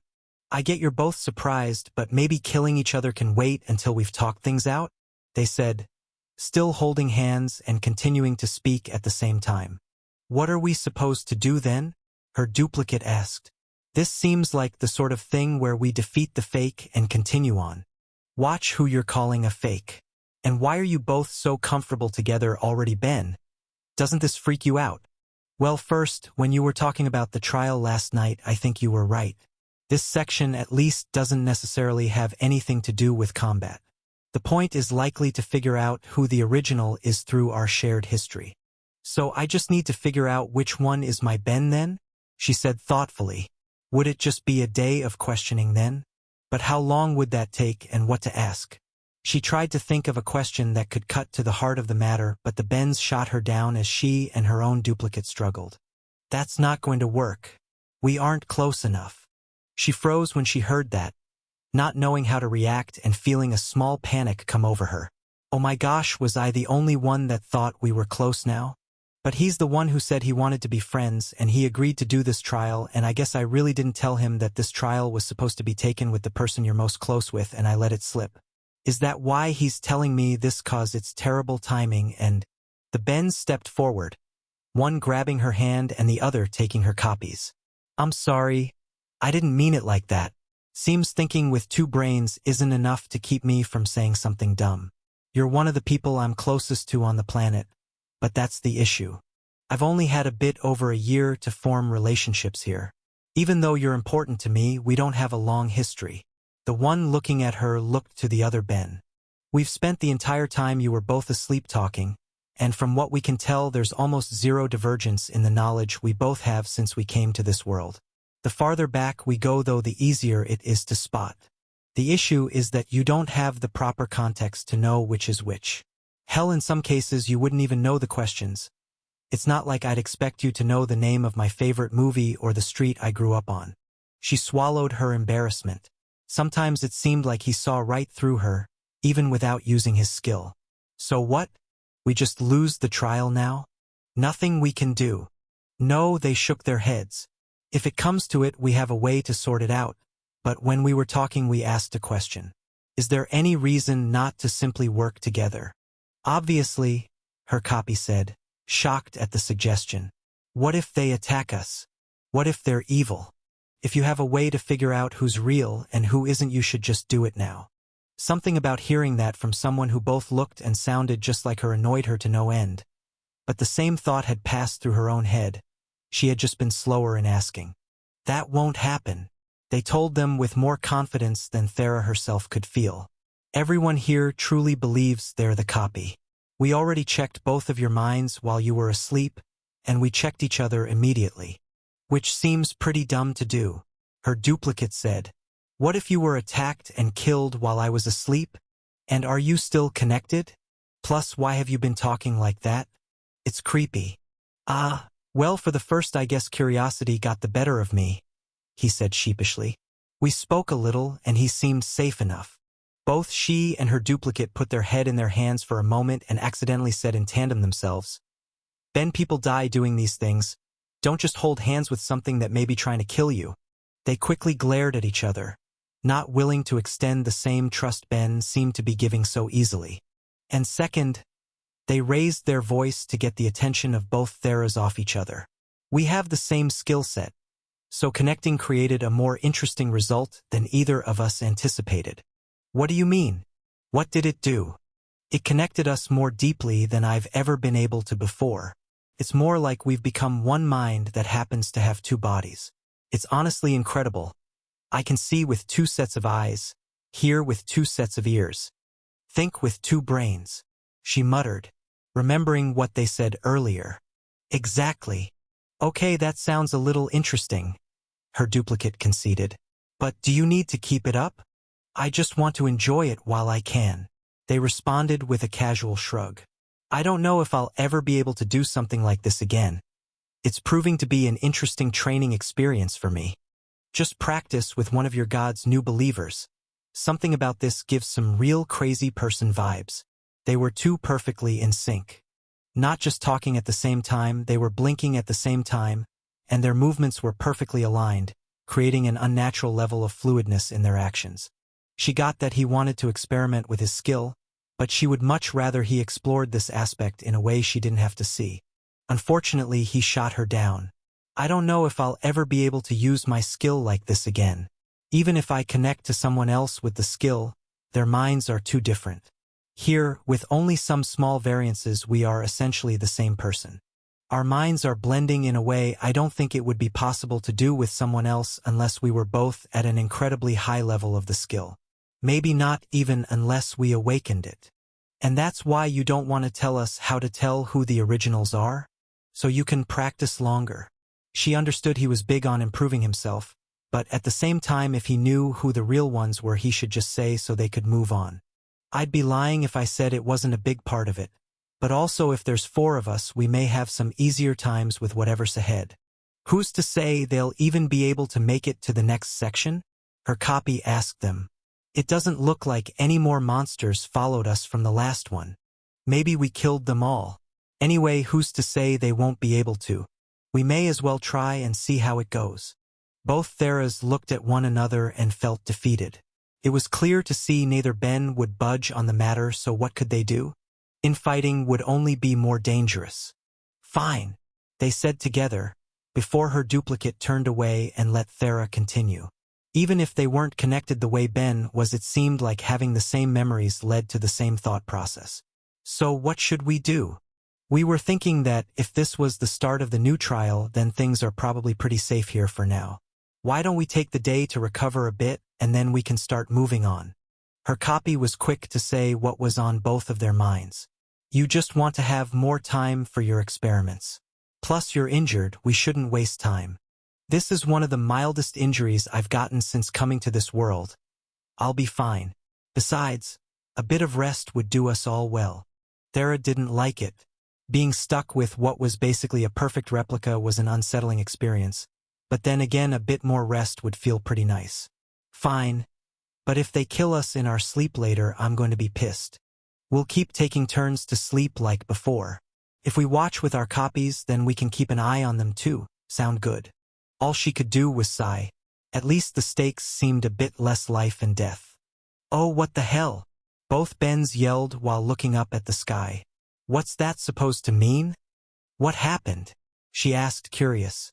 The last few hours had left her bored out of her mind, and she got the impression her copy felt the same. She hadn't bothered to pack anything to keep herself entertained for the trial because why would she? Downtime was the last thing she had expected. She would practice her magic if she could, but she didn't want to put any more stress on her staff than she had to since she was down to one.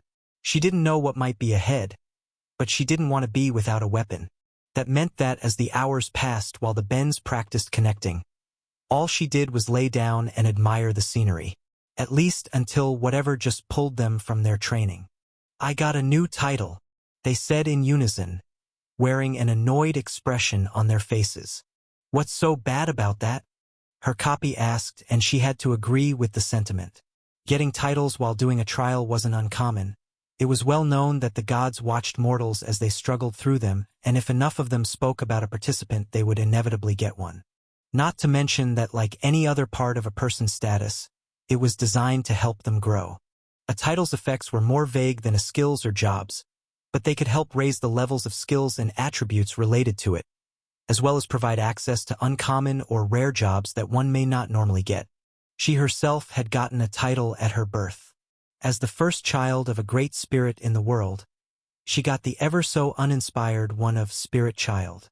Presumably, the gods had taken an interest as she was the first of her kind from a race nobody thought could actually breed with regular mortals, and even if it felt more like a descriptor than anything, she was grateful for it and hoped to see what benefits it would provide one day as she grew her magical abilities.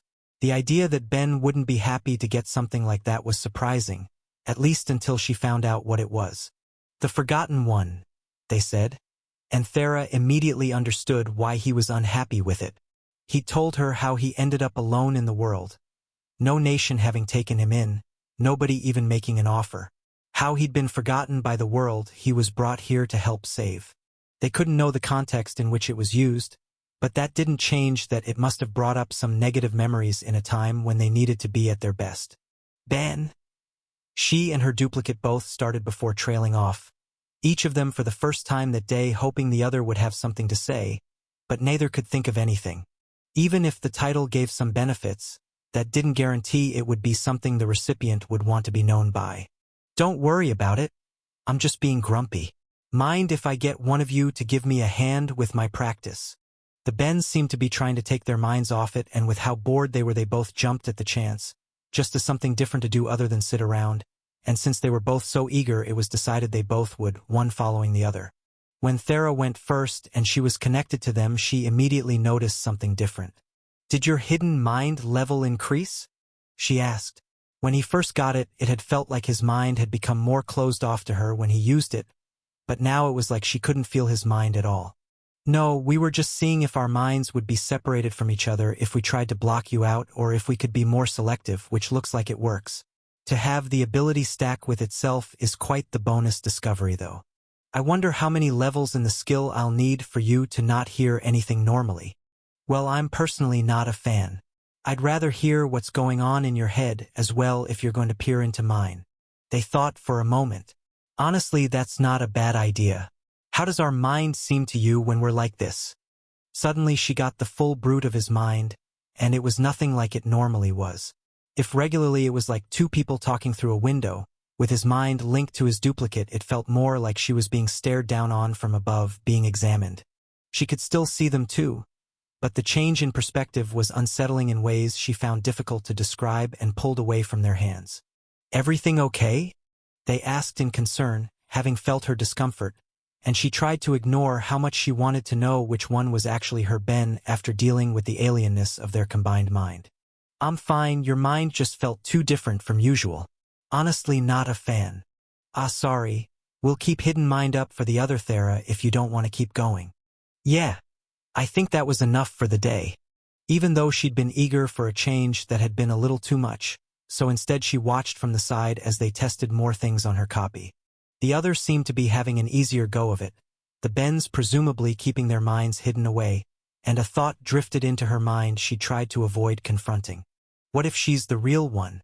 If Ben said they all believed they were real, then she believed him, but that just left her more worried. If the copies at least knew they were fakes, then she could be confident in her own existence, but as it was she had no way to be sure. Not to mention, if she was fake, then what would happen to her after they completed the trial? Would she cease to exist? Disappearing as if she'd never been there to begin with? Really, what other option was there? She never paid too much attention when someone completed it or quit early, but she was sure she would have heard of challengers suddenly having a new twin. On the other hand, maybe nobody had decided to work with their duplicate like this before. Maybe enough people went right to violence or successfully figured out their teammate, but that didn't matter. Once again, she found herself wishing Ben would explain how to figure out who the real one was. If he really had a way like he said, then it could ease her mind considerably, or make things significantly worse. She sighed and let herself fall back into the grass and dirt. What would she do with that information if she got it? Or her counterpart, for that matter. If one of them was a copy of the other, then one might react very badly if the reveal didn't make the other party just vanish into thin air. Probably why he wasn't just telling them. Either option would interfere with his training. As her thoughts wandered, her copy eventually pulled away from the other two. Finally done? She asked them. Can we start moving on? We only finished everything we could think to practice with another person. There's still more we want to do amongst ourselves. Okay, but what are we supposed to do? Her duplicate asked, sounding exhausted from whatever she had been put through by them. It's been hours already. We'll be good to move on in the morning. In the meantime, why don't you guys see what you can do with your magic? And risk destroying our staves? You can use a bit of magic without them. Why not see what you can do together? The two Theras looked at one another. It was an interesting idea, at least. She knew other mages would work together to achieve things that one alone wouldn't be able to. The option had just never been available to her. The combination of intense power and lack of control made it impractical to train with someone else in that way, so she never had. The only issue would be working with her. Well, it would pass the time. Her duplicate said hesitantly. Would you want to try? Up to this point, they hadn't really spoken to one another. It was more them talking to the Bens at the same time. But if her copy was going to open up a dialogue, then she would at least give it a go. If she was still feeling the effects of the last part of the trial, she didn't think she would be able to react so calmly to the situation. But thankfully the anger seemed to be gone. All right, let's give it a go. Both Thera and her copy found themselves laying on the ground after a few hours of work, sweat pouring down their faces. It had started out simple enough. They both wanted to see how much earth they could raise without a staff. Before her level up a while ago, she could suspend earth about 20 meters around her in the air until she lost her grip on it and it fell back down, and even then there wasn't really anything she could do with it, so it didn't act as real practice. Still, she hadn't tried it since, and giving it a go was happy to see she had improved, pulling only about 10 meters around her. She couldn't use it to form a spell, but she could make it hang in the air longer than previously and even move it around to an extent, though not very much. When they both worked together, though, they were able to do things she could never do alone, at least not without a staff to help focus her mana. While one of them raised the earth, the other focused on shaping it, bringing it together into a ball. It was still huge, bigger than even her typical earth bullet, but by combining their wills from there, they were both able to launch it almost as far as a regular one, and with no worries of needing to replace any staves they were able to fire for as long as their energy would carry them. It wasn't their mana that gave out, though, but their stamina and mental energy. They simply weren't used to how mentally taxing putting together and firing dozens of spells could be, and they needed to rest.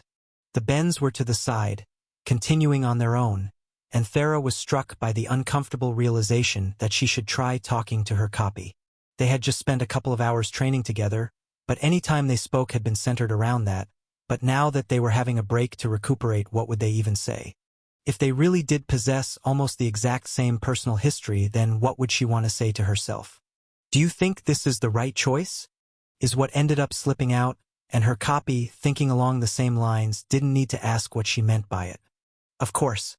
We want to be mages, we need to do the trial since Mom decided to be a huge pain about it. What else could we do? Maybe we could have found a job to pay Falk for his work? Honestly, we should have been doing something this whole time instead of just leeching off his kindness. The idea seemed to take her duplicate by surprise. I guess we could have tried. But who would hire us for casual work? We can't exactly interact well with customers if they're afraid to get close to us. We can't cook, so that cuts out restaurants, and we working in Analia would be a no-go with everyone knowing who our parents are. We could clean, maybe. We do it for the clinic every now and then to help Sonia anyway. True, but then the issue is the pay. We'd never make enough to cover the rate we currently go through staves, which means our progress slows even more. I'd much rather get better as quick as I can to improve my magic before the world ends. You're right, she said with a sigh. But we'll have to if we fail the trial. Maybe not, her copy replied with some thought. Not like we couldn't make an arrangement with another country. Show the amount of raw mana on our card, and I'm sure plenty of places would be willing to take the risk of training us in exchange for our service. Okay, but how long could that service be? I'd rather not spend 100 years working at the whims of a random kingdom, not to mention how pissed Mom would be if we pulled something like that. Plus the political ramifications of working for another country. I think that really needs to be our last option. Also true, her copy assented. Still, it wouldn't hurt to look into a bit if things don't go our way here. I don't know about you, but I don't want to have to give up my passion just because it would be inconvenient for the country if we officially start working for another. I guess worst to worst, if we could find a good offer, we could just threaten Mom about taking it and see if she feels more agreeable, she said, a wicked smile forming on her face. Ha! It would be fun to cause her some stress for once. Her copy agreed, thinking back to how much of a pain her mother had been when she first met Ben, not to mention all the times while growing up. After having a nice chance to relax and breaking the ice with their chat, they went back to practicing. Neither Ben seemed like they would stop anytime soon, and they wouldn't waste the opportunity either. After many more hours of practice and a night of sleeping in shifts, they finally resumed the trial, walking deeper into the forest in the hopes that they would soon see its end. Both Bens took the lead, still hand in hand, unwilling to give up the chance to practice, but also because it let them see out of each other's eyes, creating a larger range of vision than would normally be possible. Both Theras hung to the back, staves ready in case anything came up, but at least for the time everything seemed calm. It really did seem like a relaxing walk through the woods at the moment, but after some thought it made sense. If the point of this section was all about the duplicates, then they had already seen what it had to offer, they just elected to do nothing about it. It had seemed to take about a day of walking to get from the start of one section to the end of another if the first two were any indication, and with nothing else popping up, perhaps this expanse was meant to be a little break from any stress, assuming they completed it early. Or maybe it's so we could run in the event a fight happened and didn't go well, she quietly thought. No point dwelling on that though, they had chosen peace with their copies, so that wasn't a concern, at least for now. Maybe things would change if the next section of the trial never appeared and Ben was forced to reveal how to figure out who the originals were. She personally didn't know how she would react, but she couldn't imagine herself just sitting down and accepting it. Would she try and progress further in or try and turn back?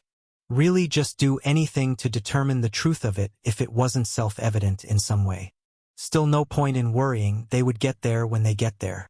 On the opposite side, they would face a different issue if Ben's proposed strategy of everyone working together were to be possible.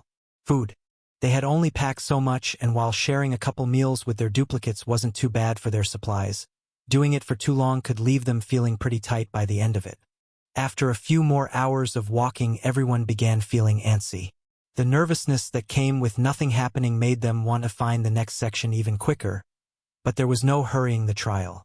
All they could do was keep going. Thera was going to turn to her copy, just to discuss anything to pass the time, when she felt her head pound. It felt like a mind had slammed into her own, as if Ben had tried connecting with her by giving her a headbutt and somehow forced a sense of déjà vu on her. She couldn't immediately process the notification through the pain, putting her head in her hands and gripping her temples. What? Why did it increase?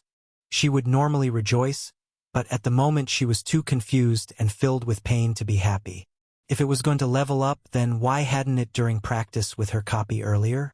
Speaking of, did anyone else feel it, or was it just her being targeted by whatever the trial threw at them?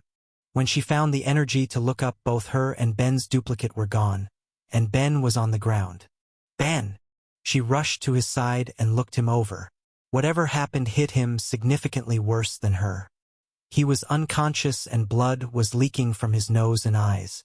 She had a bit of medical knowledge from reading some of Sonia's books as well as a skill, but she didn't know what she could do about this beyond some basic measure. She made sure he laid comfortably on his back and raised his legs to aid blood flow to his brain while loosening his clothes to try and make sure they didn't constrict his breathing. As for the bleeding, she couldn't be sure but thought it might be strain. Still, she wasn't a healer of any sort and didn't know what else to do. For maybe the first time she cursed the fact she didn't have access to any healing magics. In Stonewall she never worried too much about it. As long as they could make it back to the town they'd be fine. But even if she tried to carry him back now it would take days. With no other option she took his hand, sat down beside him, and waited to see if his condition improved.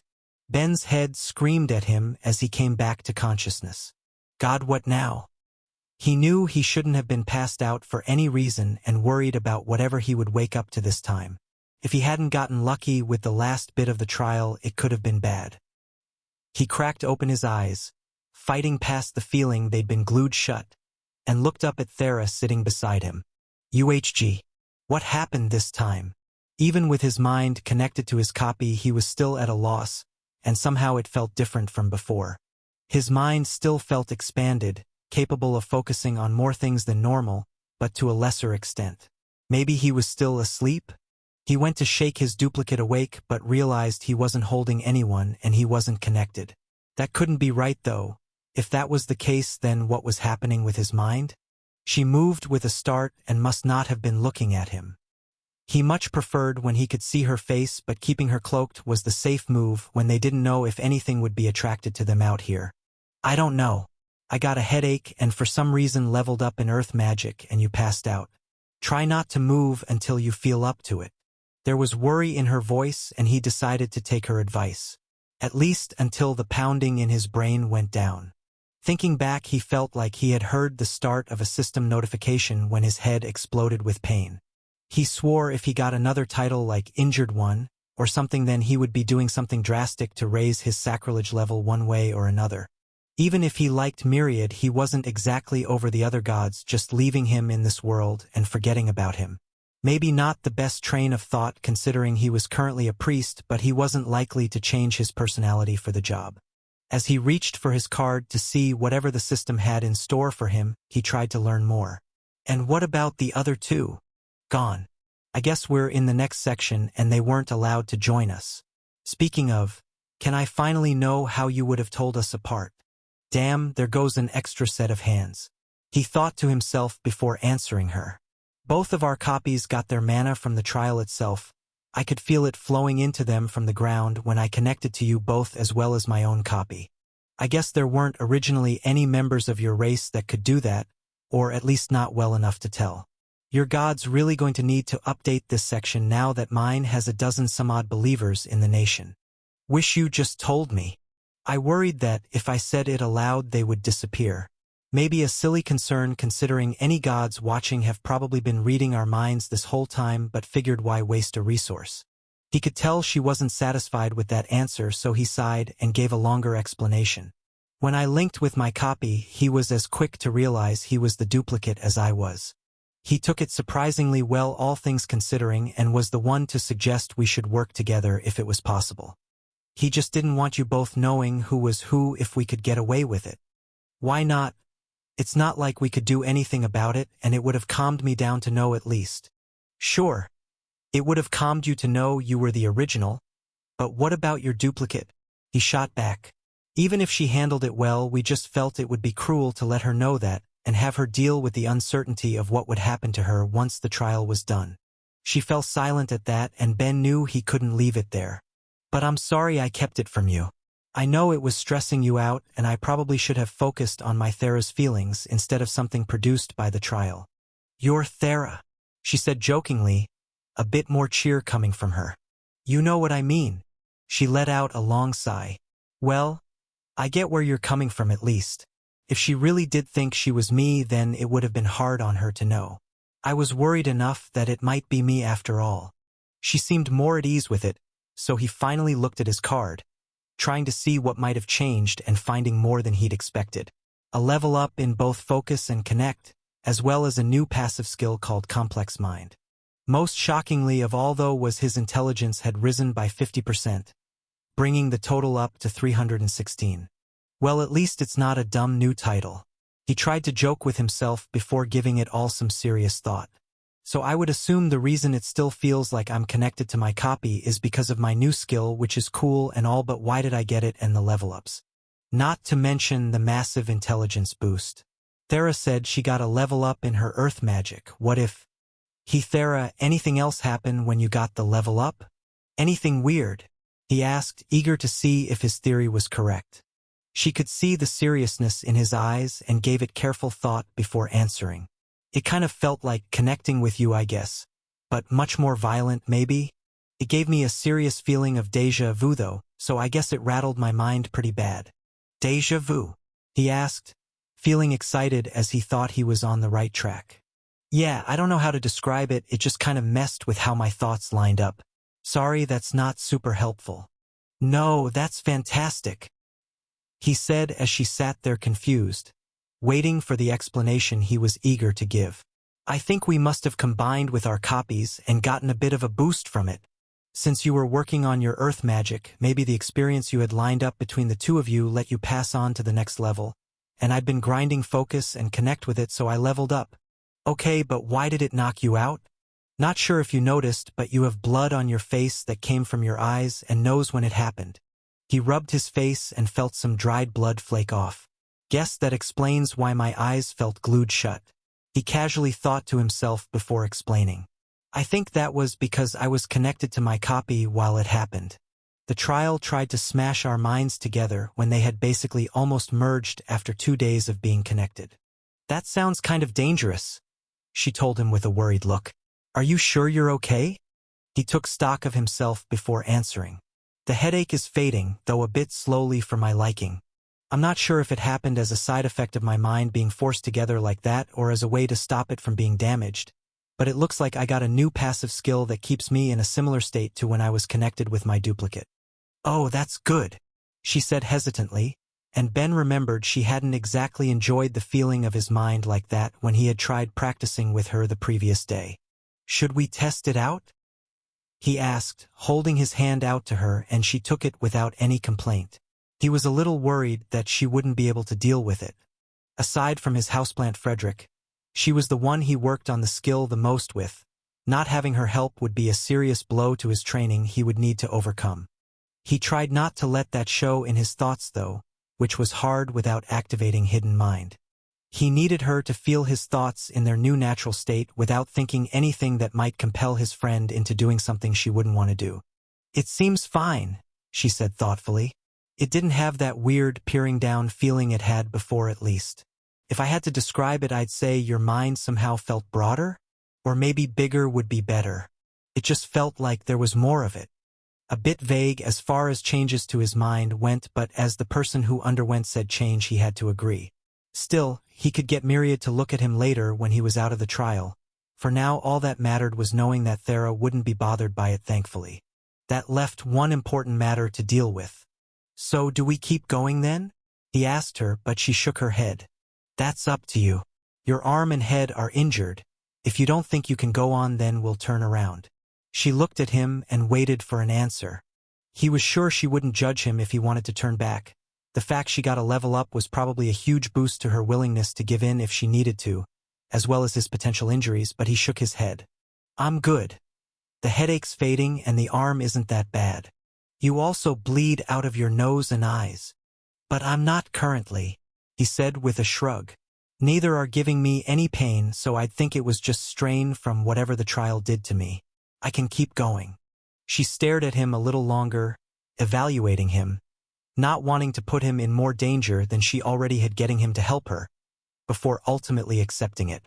Okay, let's go. As they walked, Ben tried to gauge the changes the skill had made to his mind, or maybe it would be correct to say the changes to his mind that resulted in the skill. He wasn't really sure, and at the current time the distinction didn't matter. Right off the bat, his focus seemed significantly better compared to what it was before, but he couldn't be sure how much of that came from his level up in his particular skill and his intelligence increase. He was fairly confident the new skill was contributing, though. Other than that, the most obvious change was he seemed to be able to think about more at once. He was fairly sure he had read once that a person is typically capable of keeping 3 or 4 thoughts going at the same time. Unless he was mistaken, he was managing about 6 casual ones. But when he focused, he could manage 2 dedicated streams of consciousness. One to pay attention to the trial around him, and the other to keep up with what he was doing, examining the changes to his own mind. The second, slightly less noticeable change was that he seemed more aware of the environment around him. Instead of being confined to taking a narrow or a broad view of things, he thought he was managing both to an extent. If he had to describe it, he would compare it to looking at a painting. Instead of alternating between taking it in as a whole versus admiring the brushstrokes, it was like it had improved his ability to see both, even when he only intended to do one. It was far from perfect, but presumably as he leveled it, the ability would improve. That just left 2 questions. How to level the ability, and should he? If he had to make an assumption, the act of leveling the skill would probably be accomplished by pushing his mind and trying to make it think multiple things at once on a frequent basis. At least that's what he would assume he would need to do to improve a skill that seemed to increase the number of thoughts a person could carry. But he would see if his God could shed any light on the matter once he was out of the trial. As for the second question, well, that felt a bit more complicated. No other skill had altered him to such an extreme level before. Sure, his crafting seemed to give him some innate knowledge on how to improve, but that felt more like a buildup of the things he'd already learned solidifying themselves in his mind. World Speak Plus was probably the closest to truly mind-altering. It did download an entire language into his head, essentially creating a new framework to view the world through. But it didn't delete the previous one either, it just added to his existing knowledge. This was different. A skill had just changed the way he would forever perceive the world in a noticeable way, and would continue to alter his mind more and more if he chose to level it up. A part of it felt horrifying. When he had been under the impression that he would go back to how he normally was when he left the trial, he wanted to get as much of the experience as he could while he could. But now that this was his normal state of mind, he didn't know how to react. But on the other hand, the one he knew he would ultimately listen to, he was aware of how useful the skill would be, especially if he leveled it up more. Multiple lines of thought, inspecting his work, catching mistakes, and being able to develop new ideas. It was tantalizing, the growth this skill might help him achieve. Irresistible, really, and when he thought about trying to utilize it with his new application of Connect and Enchantment, his mouth watered. Being able to enchant with other people's skills was incredible enough to him, but if he was able to dedicate what was essentially 2 full minds to the task on top of his increased intelligence attribute, well, he was willing to bet he would be able to bring the time it took to do it down significantly. Thera nudged him while they walked and managed to come across as curious, even with her face hidden, so he told her what was occupying his thoughts, while at the same time rolling ideas around his head. After explaining his worries, she shared her opinions on the matter. I see where you're coming from. I'm not sure if I've ever heard of a skill altering a person's mind quite like that before, but at the same time I've never paid much attention to mind skills. I know meditation, and that's really it. Of course, with the vast number that exist and the system itself creating new ones when it feels justified or whatever criteria it needs happen, there could be plenty that are just on the rare side of things. He let out a sigh. Another thing he wanted to look into given the chance. It probably wouldn't be good to get too many skills that had such a drastic change on a person. Even if the system couldn't do anything that would directly harm the people it acted on, he didn't want to learn firsthand just how drastically it was capable of changing them. So when you said you know meditation, did you mean you're aware of it, or? He let the obvious question hang. At this point, he still wasn't aware of any of her skills aside from her charm and earth magic. He didn't want to pry, and he was pretty sure she didn't really care about any of her other ones anyway, but he couldn't help but be a little curious about it. I have it, she told him, not seeming to mind at all. When I was younger, I thought getting a skill that would help with my mental focus would improve my magic's control, but it didn't make any noticeable difference, even after raising its level a couple times. It did improve my dancing, though, so I guess that was a positive while I would do it. I honestly can't imagine how the two would be connected. When he thought of meditating, his mind went to old wise monks, not dancing young women, but Thera was quick to correct him on his assumption. The ability to keep your head clear while performing can be super useful. You stop worrying about the people watching you or overthinking what you need to do and instead just act. At least I found it useful. Interesting, it sounds similar to my focus in that regard. I wonder how well the skills would stack. Maybe I should take some time to try and get it. Wait, so you performed on stage? He asked, completing his thought aloud. Is that really so surprising? I did tell you I had trained to be a dancer. I guess I just never put two and two together. What was that like? Must have been cool. She thought for a moment before answering. Nerve-wracking? Isolating too, I guess. She could see the question forming in his eyes, so she explained before he needed to ask. Even with my cloak on, the first few rows of seats would always be empty with the exception of my family and any servants my mother convinced to go. Any succubi was typically torn between the desire to rub elbows with my family and the fear that I might inflict them with my charm as easily as they could to any other race. What? But your cloak works fine, that's ridiculous. But not surprising, she responded. A lot of people are typically afraid of races with passive magics, and apparently when I was born the vast majority of succubi around me were immediately taken in. Word got around. Of course it is pretty hypocritical that so many of them also want to be able to visit other nations without having to deal with one of these things, she said with a humph. The conversation forced Ben to remember that even though he'd been teasing her for being something of a princess, his friend's life had been by no means easy, and he promised himself he would renew his efforts to improve his skills so he could make a better enchantment for her brace. He would get it down to a level where she wouldn't need to wear a cloak everywhere she went, no matter how long he needed to grind his enchanting and connect skills. It also meant that no matter what tantalizing options might be available next time, he would be selecting enchanter as his next job, though who knew how long that would take. As he considered all of this, a far-off sound seemed to drift to his ear. Help! Ben stopped in his tracks. Did you hear that? I think so, she said, easing his mind. At the very least, it wasn't another case of only him noticing something. What are we supposed to do about this, though? I mean, I think we go check it out. Sounds like it's the way we're going anyway. They hadn't stopped moving when they heard the cry for help, so they were slowly getting closer anyway. Yeah, we'll check it out. I more meant someone's yelling for help. Do we run and hurry or not? I don't exactly know what's happening, so getting there quickly might be important. But on the other hand, maybe that's a trap to distract us and so we'll fall into a pit and die. He thought for a moment. I mean, I really hope your god's a bit more creative than to do death pits twice. But you're right, what do you want to do? As they spoke, their speed had increased slightly and the yelling had continued.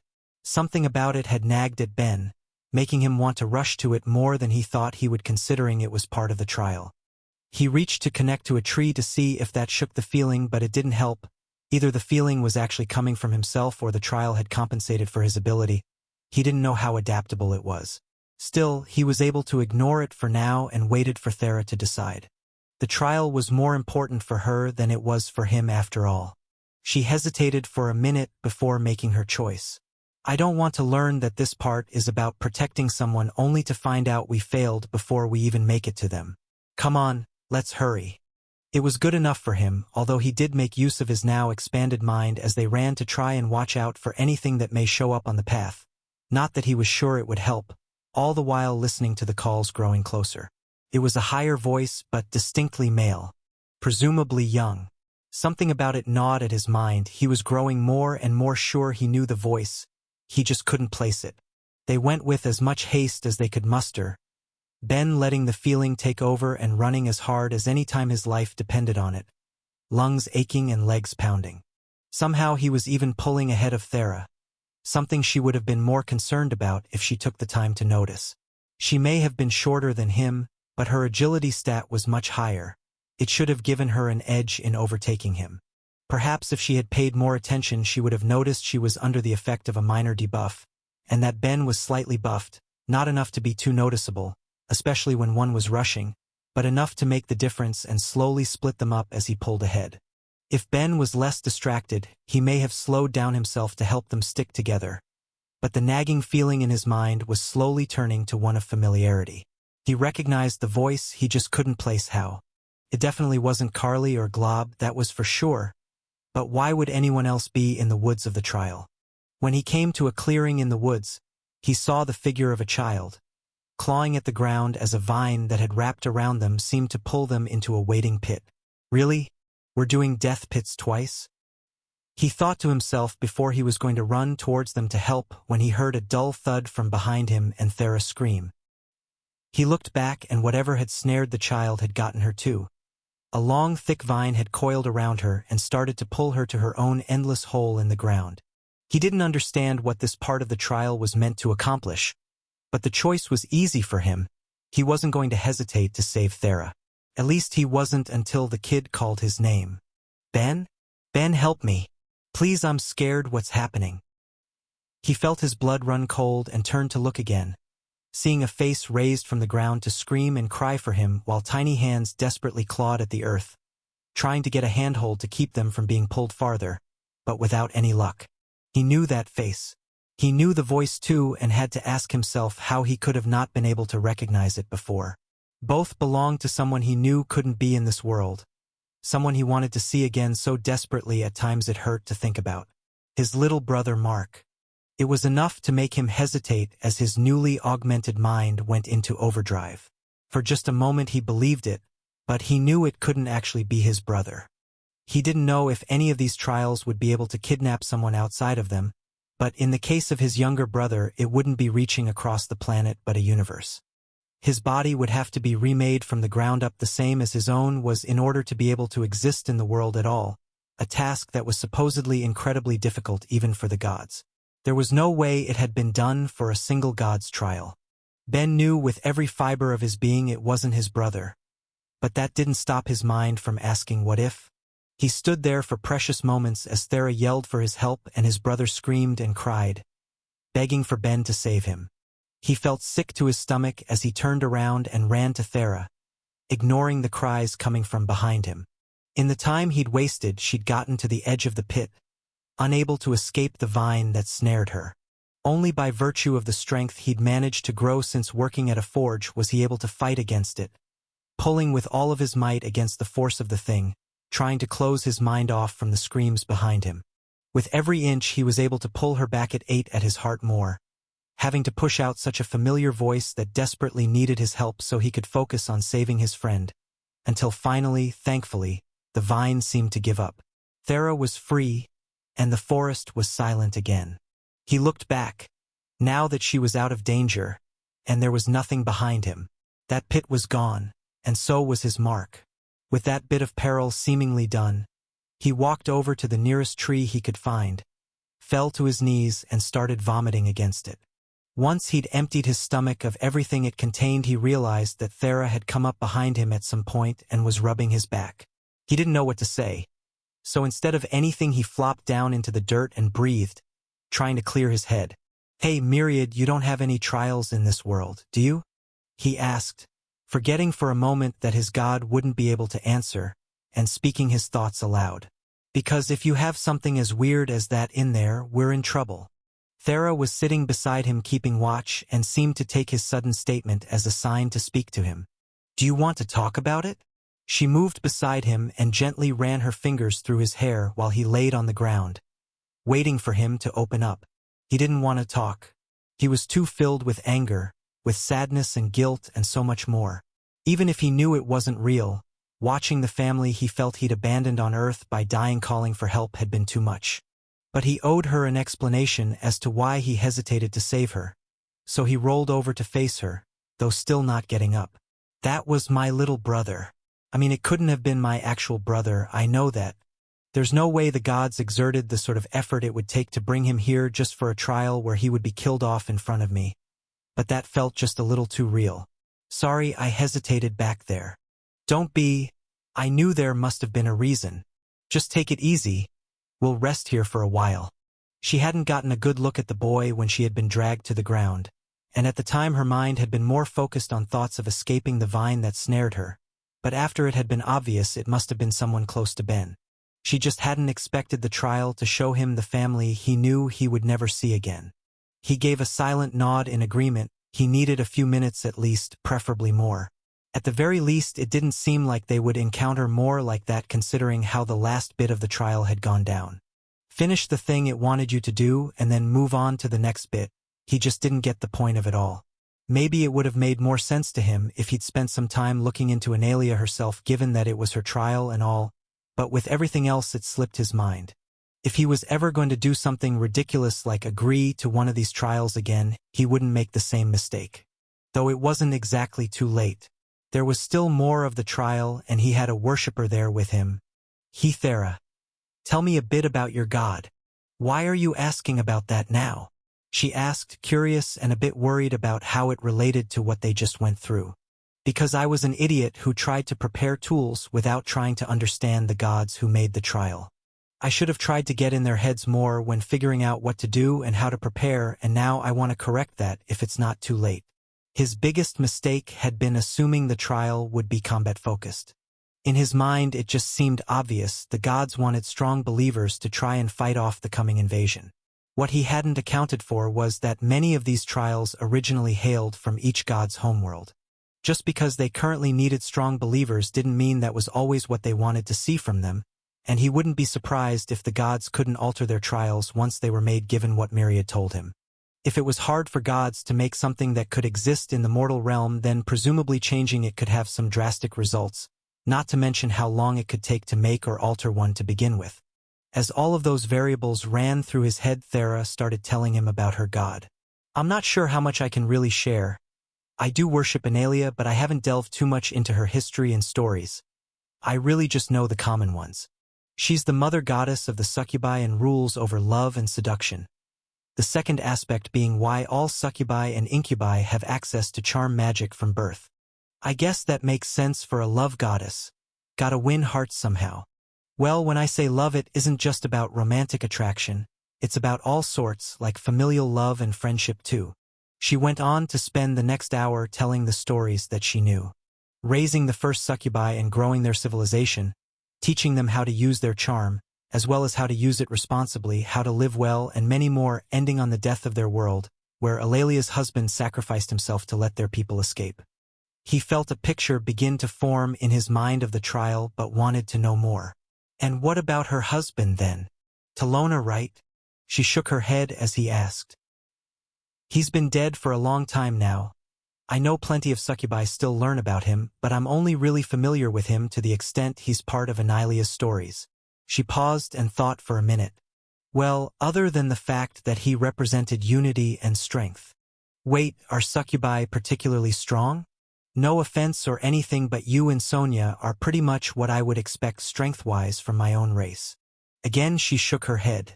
I'm told it was more about emotional strength. Being a pillar that could support themselves and the people around them. Okay, so if we focus on what your gods represent and how it's related to the trail so far, I guess the last one has to do with the condition for the trial itself. I needed to be in a position where I would choose you over someone else important in my life. The one before it tested our knowledge of each other, though we kind of worked around that aspect.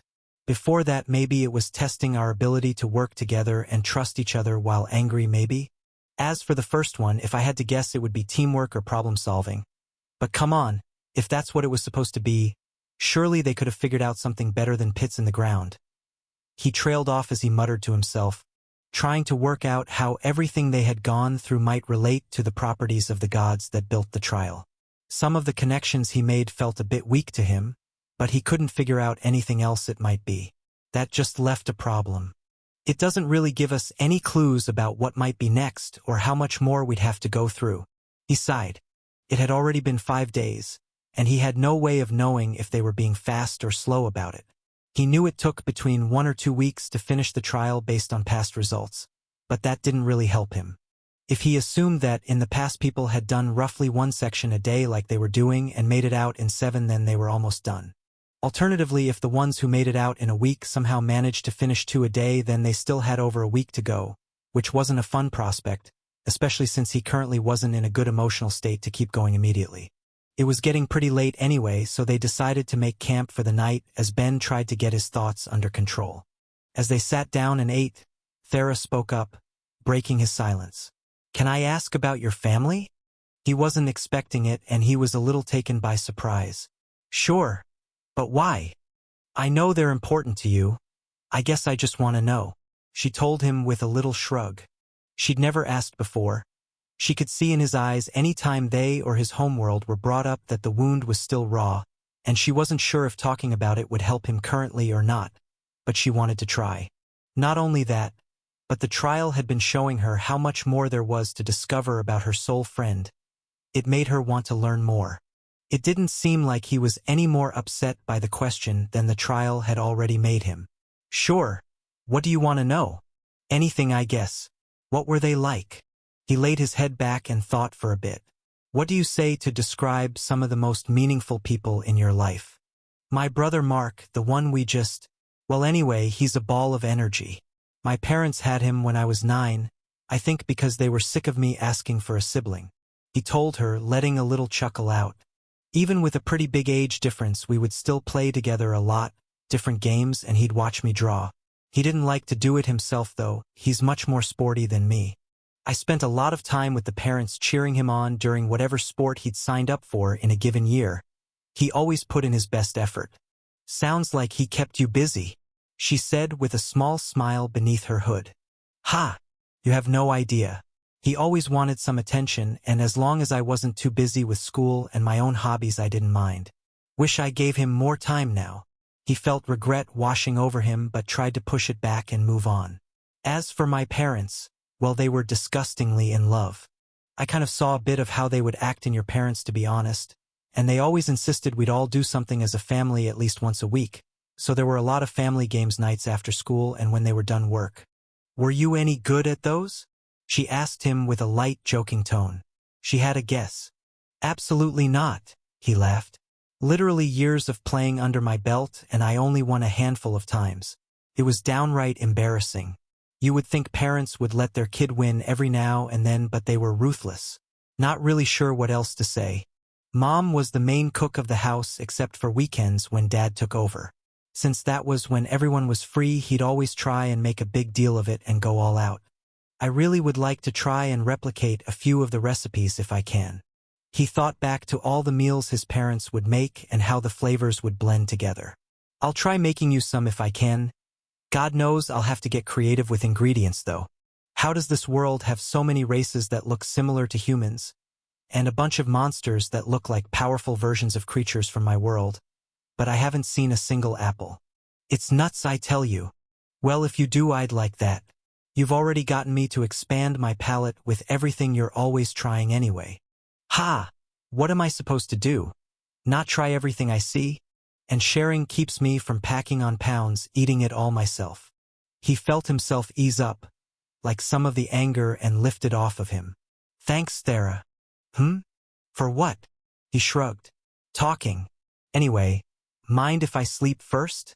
I'm feeling pretty worn out, and whatever happened when I merged with my copy is still leaving me with a bit of a headache. Of course, go ahead and I'll wake you in a bit. Thanks. As he got himself sorted for the night, Thera made herself comfortable. As much of a pain as her parents could be, she never doubted they were loving. She couldn't imagine what it would be like if she was never able to see them again. She had never needed to learn how to emotionally support others, with all the people she would normally interact with before meeting Ben having decades on her. But it was something she would try and improve on. Now that she had someone she could call a friend, she wanted to be there to support him as much as he'd been trying to support her. Morning came, and with it more walking. Both of them had the gist of it now, at least. Walk for a bit and eventually encounter the next part of the trial. But why can't it all just be back to back? Or at least a bit closer together? Ben complained, growing tired of how monotonous it was starting to feel. It's probably to give us a bit of a break between parts as well as places to rest. Besides, would you really want to go through each of those things one after the other until we reach the end? He groaned. No, you're right. That would suck. I just want to get this over with. Perhaps he'd grown a bit too casual with what they had been going through. Now that his mind had expanded, he just couldn't force his every thought to focus entirely on their surroundings. It was too dull. At the same time, he couldn't exactly take his eyes off of it. Sure, Thera was staying vigilant too, but it wasn't like he could leave it all to her. It wouldn't be fair. As a compromise to himself, he picked up a stone and did the same thing he always did on their hunts. Utilizing the more destructive properties of enchanting, he started to carve into it, breaking off chunks to shape it to his desires. It went a bit worse than usual as he wasn't taking his eyes off the forest, instead relying on his sense of touch and a mental image of what he wanted it to look like to make different things that he ultimately just dropped in the woods once he was done. No point carrying them out with him when he could just make better ones later. Still, it helped the time go by, and like that an entire day was gone, with no sign of the next section in sight. As night began to fall and they set up camp again, Thera was feeling worried. "Do you think we did something wrong?" The thought had drifted through his head too as the hours progressed.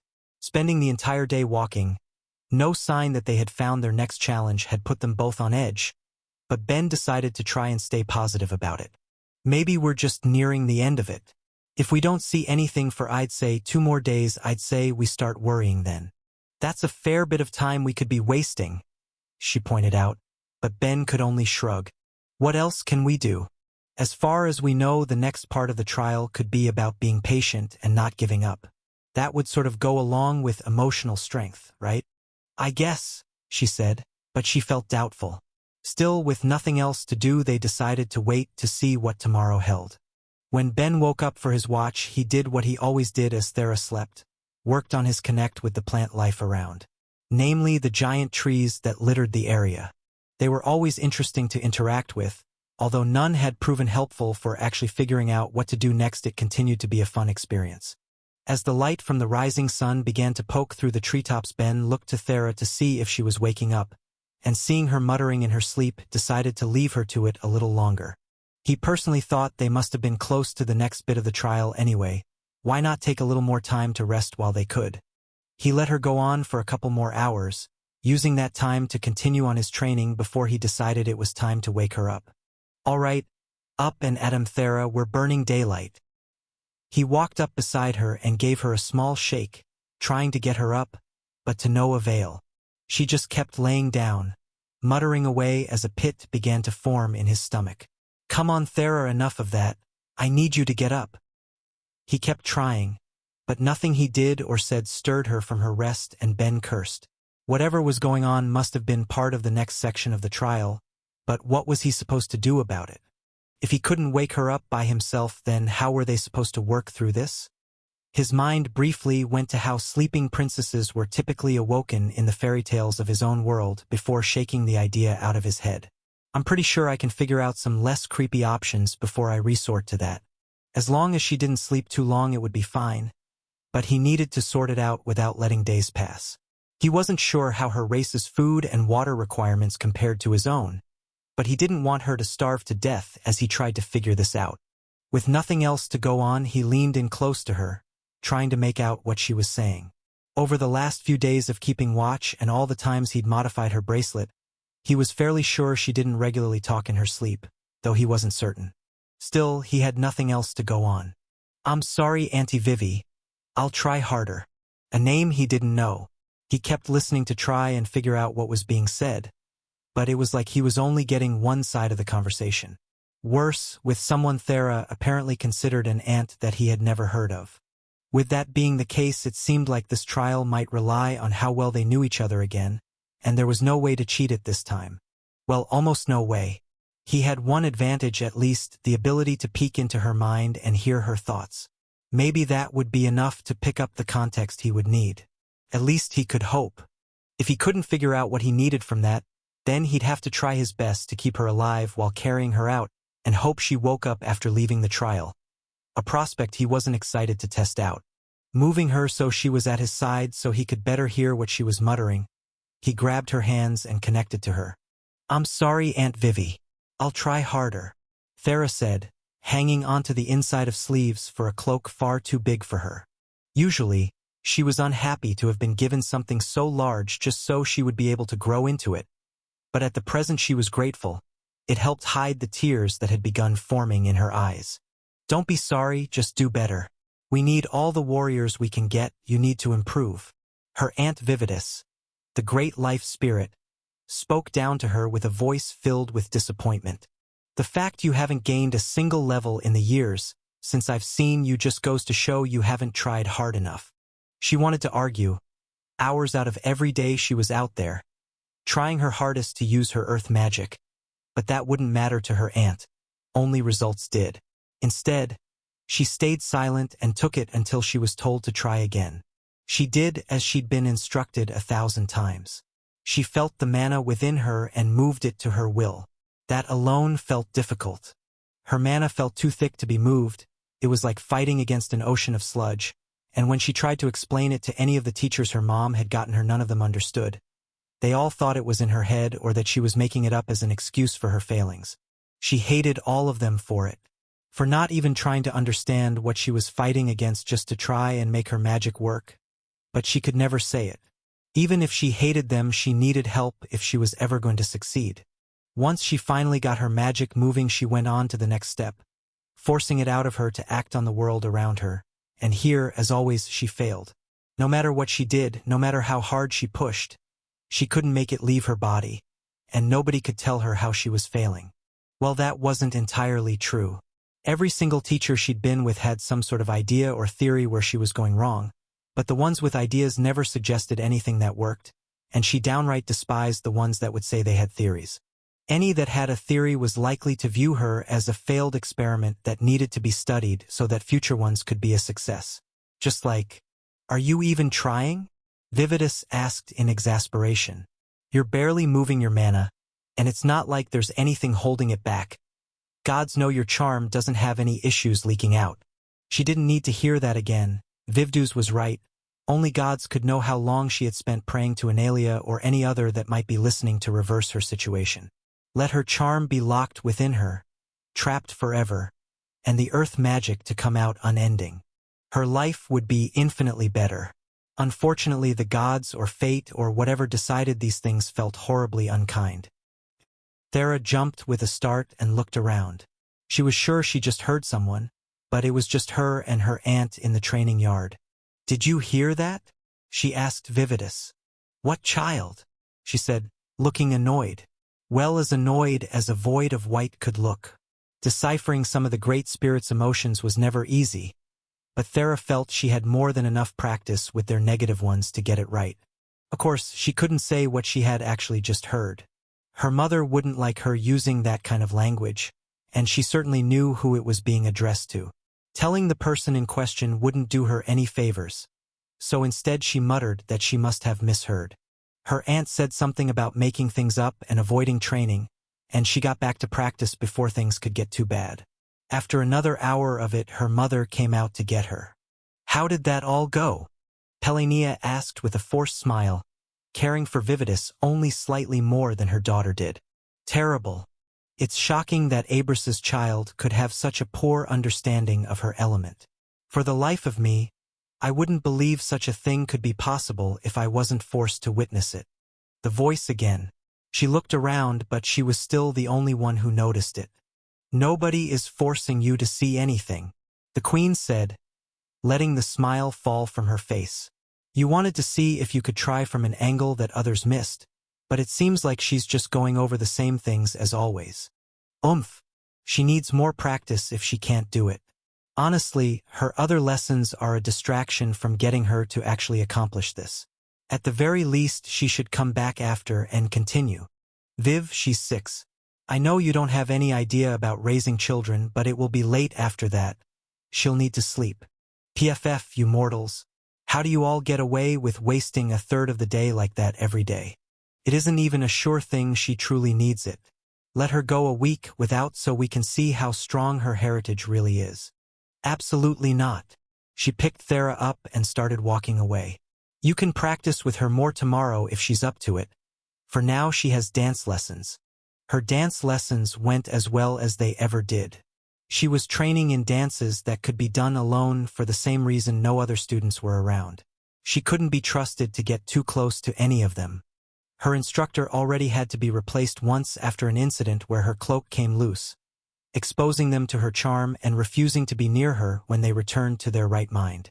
The new one was good at their job at least and had been professional enough, though still kept a safe distance when giving their lessons, but despite all that it was still one of Thera's favorite parts of the day. Dancing was something she was actually good at, unlike her magics, and she was already at level 1 even without putting in the same amount of effort she had for her magic. If there was one thing she didn't know how to deal with though, It was the mysterious voice showing up again. Only this time, instead of scolding the people around them, they were doing something only her parents, as well as Auntie Sonia and Uncle Falk, ever seemed to do. It was cheering her on. On and on it went, occasionally cutting in and out, but the entire time encouraging. She tried her best to ignore it, but could feel a blush forming under her cloak. She wasn't used to that much positive attention, even if it was just a voice in her head, but it made her happy. Quiet enough that her instructor wouldn't say anything. She muttered and hoped the voice would hear. "I'll dance more tomorrow if you'll watch." It cut out again, as it seemed to every time it tried to ask her something. At this point, she'd grown used to it. She'd heard before that other kids would make imaginary friends. Maybe she had? Something about the whole thing seemed a bit different from what she had expected, but she didn't question it much. It was nice, it left her feeling less lonely. After her lesson, she was tired out, and her mom went to bring her up to her room, as she always did at the end of her day, though tonight she seemed different. "Do you enjoy dancing, Thera?" her mom asked, already full well knowing the answer. It's lots of fun." "That's great," Pelania said with a smile. "So there's something I want you to think about, okay? You know, pretty soon it will be time for you to think about selecting your job. Don't you?" "Yeah, I can't wait." It would vary by nation and race, but for succubi it was typical for them to select their first job around age 7 after having a chance to gain a few skills and begin to figure out what sort of direction they want to go in life. While there was no harm in starting earlier since the jobs could be changed if need be, many people felt that not completing them would be a waste, as they would lose the bonuses that would come with it if the job wasn't properly finished. Not to mention the fact that deciding what skills and attributes to work on enhancing was still a pretty big choice, one they didn't want children making without at least having an understanding of what that choice meant. For Thera, though, it meant being able to become an apprentice mage, and finally being able to get bonuses to her earth magic. Unfortunately, her charm would receive bonuses too, but she never actively tried to raise its level, so it shouldn't be any problem for her as long as she kept on doing what she was doing. Pelania, though, had other ideas. "I know you have your heart set on becoming an apprentice mage for your first one, but what would you think of being a beginner dancer instead? Your skill level should allow it, and then you could have a lot of fun all the time." She felt herself freeze. Why would she do that? Her mom knew she wanted to be an apprentice mage since she'd learned about it. She'd even begged her to let her take the job early numerous times, though it never worked out for her. Why would she give up her dream? Still, she wasn't great at arguing against whatever her mother wanted. "But why? I've worked so hard on my magic this entire time." "I know, hun, but you aren't happy with it, are you? If you become a dancer, then you'll be able to perform for audiences and have them cheer you on. Besides, look at how well you've been doing with your dancing. Getting the job would help you do even better." She didn't like it. She'd worked so hard all this time to become a mage. She didn't want to throw it away, but she couldn't deny what her mom said. It didn't make her happy. How could it? Failure after failure for years was eating at her, and her magic showed no sign of improving. The thought of other people cheering her on did sound nice, especially after seeing what that was like today. Maybe she would be able to make some friends finally if people liked her dancing enough. Maybe other kids would want to play with her, or she could get the chance to practice with other people for a change. She had always wanted to do her people's traditional dance, but it wasn't something that could be done alone. The voice was right. Even if she didn't enjoy her constant failures, she wanted to succeed. She was sure that one day when she did it would all be worth it, but who knew how long it would take that day to come. Her mom could see her hesitating and leaned down to give her a kiss on her head. "You don't need to choose immediately, hun. There's still a while until you need to decide. Just promise me you'll think about it. Okay?" She gave a small nod. "I promise, Mom." Think about it she did. For hours into the night, the problem swirled around in her head as she was unsure about what to do. She wanted to follow her dream, to become a great mage and fulfill the aspects of her spirit heritage that called out to her. But when she thought about her mom, she could tell how happy it would make her if she became a dancer instead. Maybe it wasn't that her mom wanted her to be a dancer, so much as she wanted her to just be anything other than a mage.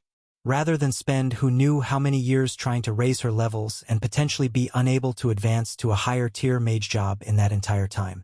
She tried to get the voice's opinion on it, exploring the option of having someone to bounce ideas off of for the first time, but it was firm in its opinion.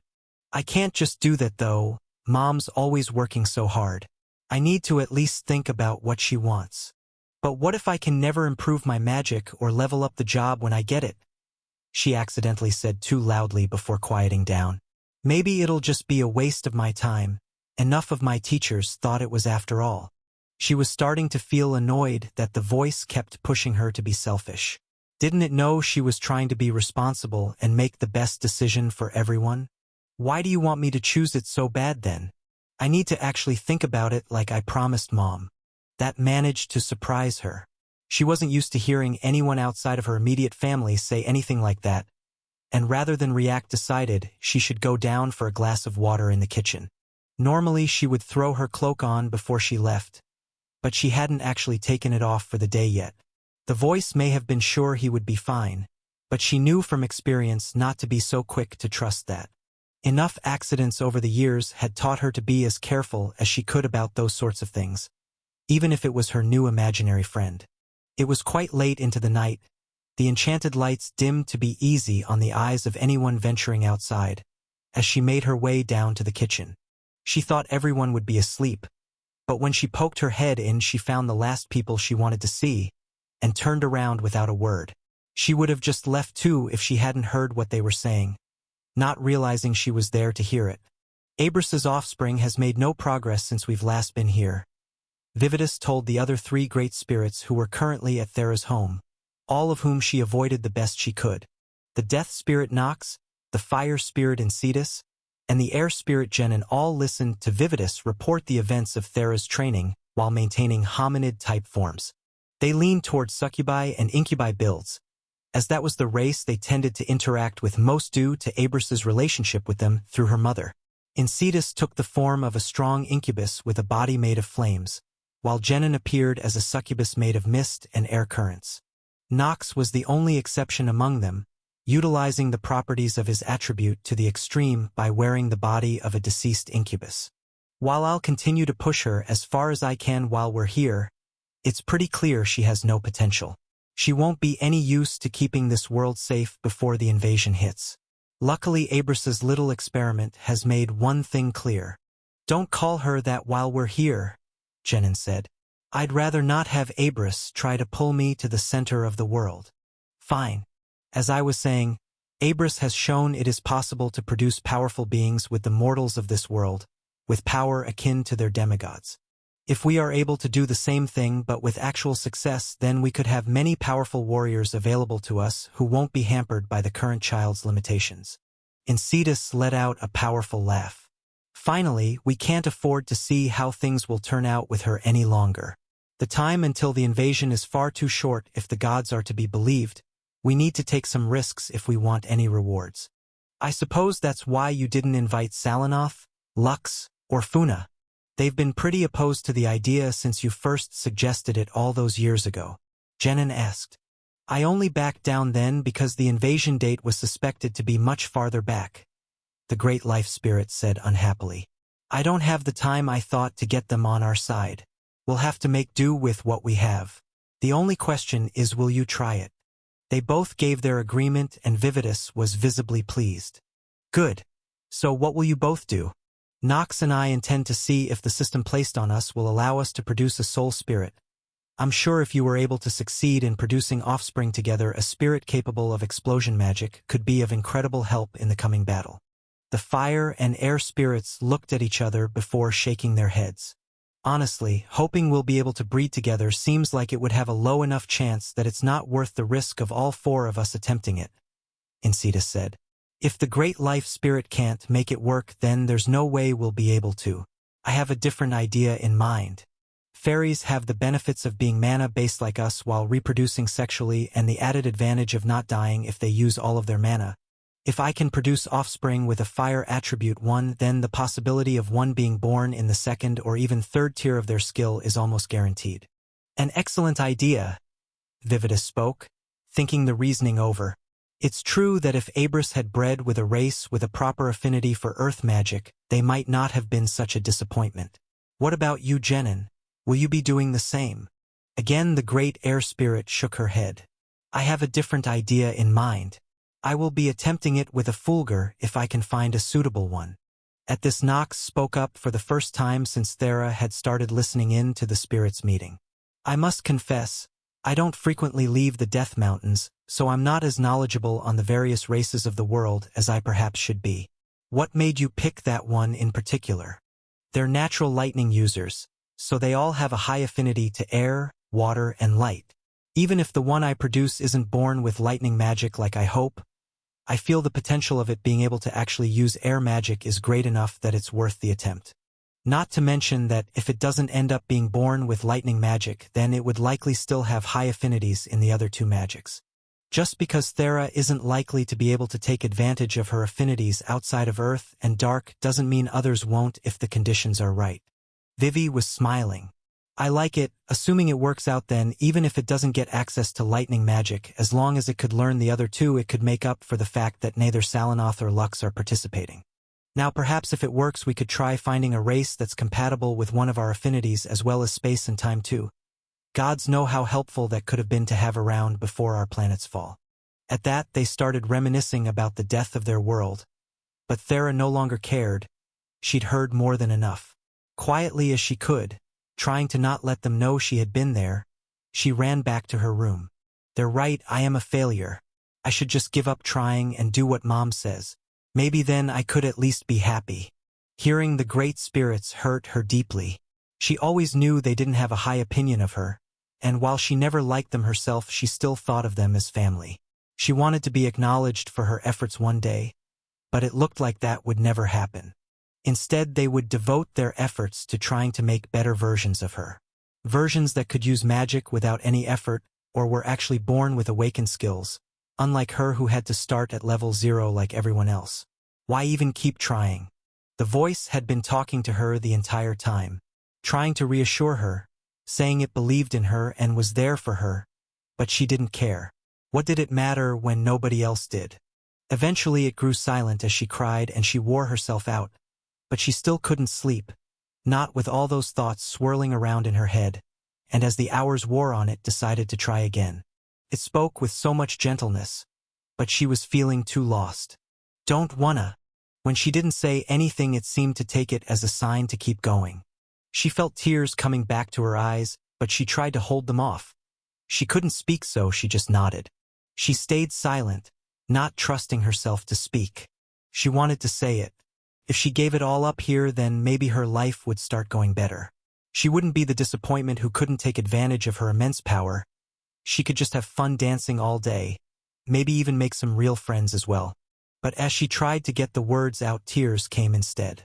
I want to be a mage, she whispered. But what am I supposed to do? Thera walked to her parents' room and opened the door.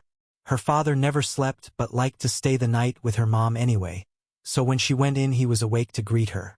Everything okay, sweetheart? He asked with concern. Did you have a bad dream? She shook her head and tried to be brave. She wasn't feeling confident about it, but the voice was there to encourage her at least, and she walked up to the bed to shake her mom awake. After a few moments her mother cracked open her eyes. Thera, honey? Are you okay? Emicham. She was hanging onto her cloak's sleeves. She knew her voice was going to be unsteady when she spoke and hated it, but wanted to get the words out as fast as possible. Mom, I want to be a mage. I'm sorry, but I can't be a dancer. I need to do this for me. She braced herself for whatever her mom would say, but she just scooped her up in a hug and brought her into bed. All right, if that's what you think is best for you, then that's what you'll do. Now let's get a bit more sleep. It's still too early. She couldn't believe it. She had expected a fight, or at least for her mom to try and talk her out of it. That had been too easy. At the same time, it lifted a weight from her, though, as she was finally able to get to sleep. As Thera finally came to consciousness, night had just fallen. Thank God you're finally awake, Ben said, filled with relief. If you didn't get up soon, I don't know what I would have done. She was still groggy, but now that she remembered where she was and what they were in the middle of, she understood she'd just gone through part of the trial. Thanks for being there for me, she said, giving his hands a squeeze and leaning back into his chest. It seemed like he was about to say something when she realized something was off and felt her face heat up. But why are we sitting like this? He was laying against a tree with her against him, wrapped in his arms while he held her hands, and she had no idea what she was supposed to make of it if it wasn't her God messing with her through another part of the trial. Ben answered with a level of casualness that made her believe it was just him being him. Oh yeah, sorry about that. When you were laying down before, it was a bit hard on my back to crouch down while connected to you and trying to listen to you mutter at the same time. I just rearranged things after it seemed like it might take a while, so I wouldn't be hunched over you for hours. Couldn't you hear my thoughts while we were connected? Well, yeah, but it seemed like you couldn't hear mine. I had to actually speak to you, so I wanted to be sure you could hear me. It cut out every attempt I made to ask you to wake up, though. He really didn't seem to think anything of it, and she was too emotionally exhausted to make a big deal about it, instead choosing to stay there for a bit. It was at least a bit more comfortable than the forest floor. So, want to talk about any of that? He asked after some silence. How much of it did you hear? Basically everything from when I called your aunt a bitch. Thera couldn't help but laugh remembering it. Regressing to such a younger state had made it hard to enjoy the comment at the time, but looking at it now she couldn't agree more. Well, things didn't exactly go the way they did in my dream. I did what I thought Mom wanted after I heard the other great spirits talking and spent years as a dancer. I still practiced my magic in secret during the nights though, and after another decade of trying I succeeded and got level 1 in the skill. Almost destroyed the house when I did it too. Thankfully Dad was there to keep it together. It was only after that, and when I completed my dancer job, did I decide I needed to finally listen to my heart and take apprentice mage. I guess now I can't help but wonder what things would have been like if I had a friend back then. But oh well, I'm doing good now after all, and you better keep your promise to support me. Of course, he told her in a voice filled with cheer. And you better keep your promise to show me your dancing later. What? When did I promise that? In your dream, you said you'd show me tomorrow. But I'll let you off the hook until we finish the trial. There's no way that counts. I wasn't in my right mind, you can't hold me to that. Ha, but you seemed so happy when I complimented you on it. And I want to see how much better you've gotten since then, he teased. Humph. I'm not that much better. My heart really wasn't in it after I gave up on being a mage, so my leveling slowed down. I only got to 4. Cool. I can't wait to see how much of a difference those levels make then, he told her, not giving in. Has anyone ever told you you're impossible? You and Falk all the time, Myriad too. Not sure why. I'm such a sweetheart and all. She laughed and they fell into a comfortable silence for a bit as she felt herself wanting to open up more. They never ended up succeeding, you know. The other great spirits. They never managed to have any children. Oh yeah. I figured as much when you told me you were the only one before. Yeah, I just can't help but wonder what things would be like if they did, you know? Would they have been born like me without any control of their power, or would they be everything they hoped for, leaving me as the only one that would have these struggles?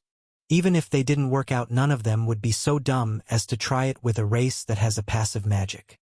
You know, there's an expression from my homeworld I'm absolutely terrible at listening to but fond of nonetheless. Comparison is the thief of joy. I know it can be hard not to compare yourself to the people around you. God knows I shouldn't be the one trying to give this advice. But at the very least don't compare yourself to hypothetical people who don't even exist. Ha, you're right. You really need to be working on that yourself. Yeah, I know. But that doesn't mean I'm wrong. No, you're absolutely right on that. It's something I need to try a bit harder on anyway. Just make sure you do too. I'll do my best at least. Anyway, this is nice and all, but I've been awake for like an entire day now. Mind if I get some sleep? Of course, she said, quickly moving off of him. I'll keep watch for the rest of the night. Thanks again, Ben. He waved it off and laid down. The day had been mentally draining, trying to figure out how to get her to wake up when any pleas on the subject didn't seem to make it through. He was just glad he was able to help. He sent a prayer up to Myriad and let himself drift off to sleep. He rested until the sun rose before they were ready to continue on. Anticipating another long day of walking before they came across whatever they would need to get through next, they marched on, eager to get it done and over with. Both of them were getting sick of everything they were having to face for the trial, and the sooner it was done the sooner they would be free. they just dreaded how long it would take. Their spirits changed though when they entered a clearing, and from far away thought they could spot a flower growing in front of a statue of a sleeping snake and 6 giant stone warriors around it. Ben immediately pulled Thera back into the woods before she could do anything. "What are you doing?" she asked as he tugged her away. "Look at that, we're almost done." "Thera, that is 100% what people on Earth would call a boss battle. I'd bet money we're gonna have to fight those 6 statues and the giant snake." "It seems so on the nose. I'm surprised we aren't getting background music right now." He could tell from far away that the statues were wrapped up in powerful enchantments, the same kind that filled the wall surrounding the trial. As much as he wanted to take a closer look and see how they compared to the ones on the outside, he also didn't want to die. Thera looked at him as he rambled on. "Okay, I understood about half of that. I can see why you think we'd need to fight the statues, but at the very least I don't think we'll need to fight the one of Analia. It wouldn't make sense for believers to have to fight their god." "Okay, that tracks. Which one is Analia then?" Ben hadn't gotten a physical description of Thera's god, and from here he doubted he'd be able to make out which was which anyway, at least until she told him what one it was. To him they all looked expressionless, their most noticeable aspects being how they were at least twice his height, and the giant swords they had on their backs. "That's easy. She's the one in the middle. Maybe the rest are meant to be her guards or something? That would make sense, I guess. Wait, the one in the middle? Yeah, that's Analia. You worship a giant snake? You worship a cube." Touché. "I just kind of figured she would resemble her race." "Why?" she asked him, and as he thought about it he realized he didn't have a good answer. "I guess I just assumed because most of the gods I can think of from my world had human forms or were at least portrayed as human." "Just how many gods does your world have?" "That's a bit of a loaded question. Let's get back to it after we deal with this. What do you think we should do?" "Well, I don't exactly think we can just attack immediately. If they are just statues, then I don't really want to desecrate the area when we're this close to being done. No offense, but I'm not looking to get a level of sacrilege." "None taken, you've got a point. Maybe I'm just being a bit paranoid. Still, we should at least be at the ready. Worst to worst, we can try and grab the flower then book it out of there. I'll take my wins however I can get them." "Works for me. I'll at least try and be ready to prepare a spell as fast as I can if you can help take some of the load off of my staff. Even with my earth magic level improving, I don't want to risk being without one if we have to fight." "Sounds good to me." He took her hand and connected to her while hanging onto her staff, ready at any moment to start strengthening it as needed and repairing the sacrificial enchantments on it. With the benefit of an extra mind in his head, he suspected he would be able to make them significantly easier and faster. With nothing else they could think to do without the risk of earning the god's wrath should they be wrong, they started walking out. The clearing was large and they were far enough away that it would take a couple minutes to get there, but when they were about halfway all of the statues except Anilia's turned their heads towards them. "Creepy and not a good sign," Ben muttered to Thera. "They haven't moved yet though. They're just watching us. I'm just saying that if we had boss music playing in the background, this would be the part where it starts singing in Latin or something. I still have no idea what any of that means. Just that I'm feeling more and more like we're going to be attacked. Only one other part of the trial had anything that tried to fight us. It might be fine. They ventured closer and each statue seemed to make a decision. As one, they all reached to their backs and pulled out their weapons before taking steps towards them. "Unless you think they'll let us run away, I'm pretty sure we have to start fighting now." Thera didn't give an answer. Instead she responded by pulling together a spell, ripping a spear of stone from the earth and launching it at the head of the closest one. It looked good and she was feeling confident. With her earth magic better than it had ever been in Ben to maintain her equipment, she thought that taking out 6 statues would be simple.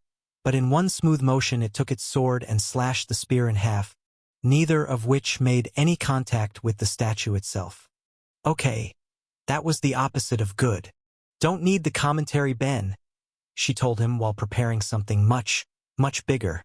With her level up in earth magic she was in top form, and with the growth Ben had gone through she was confident he would be able to keep up long enough to make it work. She pulled 4 earthen spears from the ground this time, each as long as she was tall, and threw them at the closest statue, altering their trajectory through the air as they went, trying to avoid the sword that wanted to deflect them and forcing as much speed into them as possible. It almost wasn't good enough. With a level of dexterity he felt Stone shouldn't have, he watched the statue swipe away 3 of the 4 spears, only for the last one to take it out at the chest, leaving a large crater in it and knocking it to the ground. They felt a moment of joy. Only 5 more to go, though they were getting dangerously close. But then the 6th got up again. "Damn it," Ben muttered. "Maybe you need to aim for the head? Or worse, try and take out the limbs." Thera renewed her concentration, pulling 4 more spears from the ground and took aim at the first statue again, aiming at its arms and a leg, with the last one going straight for its head.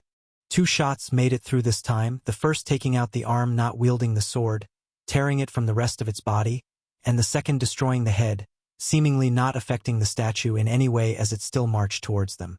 It didn't look particularly fast. None of them did. But at that size, the length of their strides alone gave them the speed they would need to catch them. They needed to spring away before they got within range of one of the swords. Ben didn't doubt that a single strike had the power to kill them if it got through, something he very much wanted to avoid. "Think you can manage to hold my staff together if I go a bit bigger?"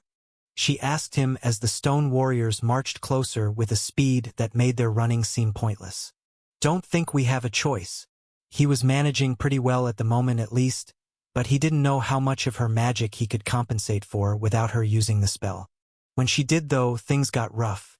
He didn't know what she was attempting, but it was forcing a lot of mana through her staff, to an extent that felt reminiscent of their battle in Stonewall.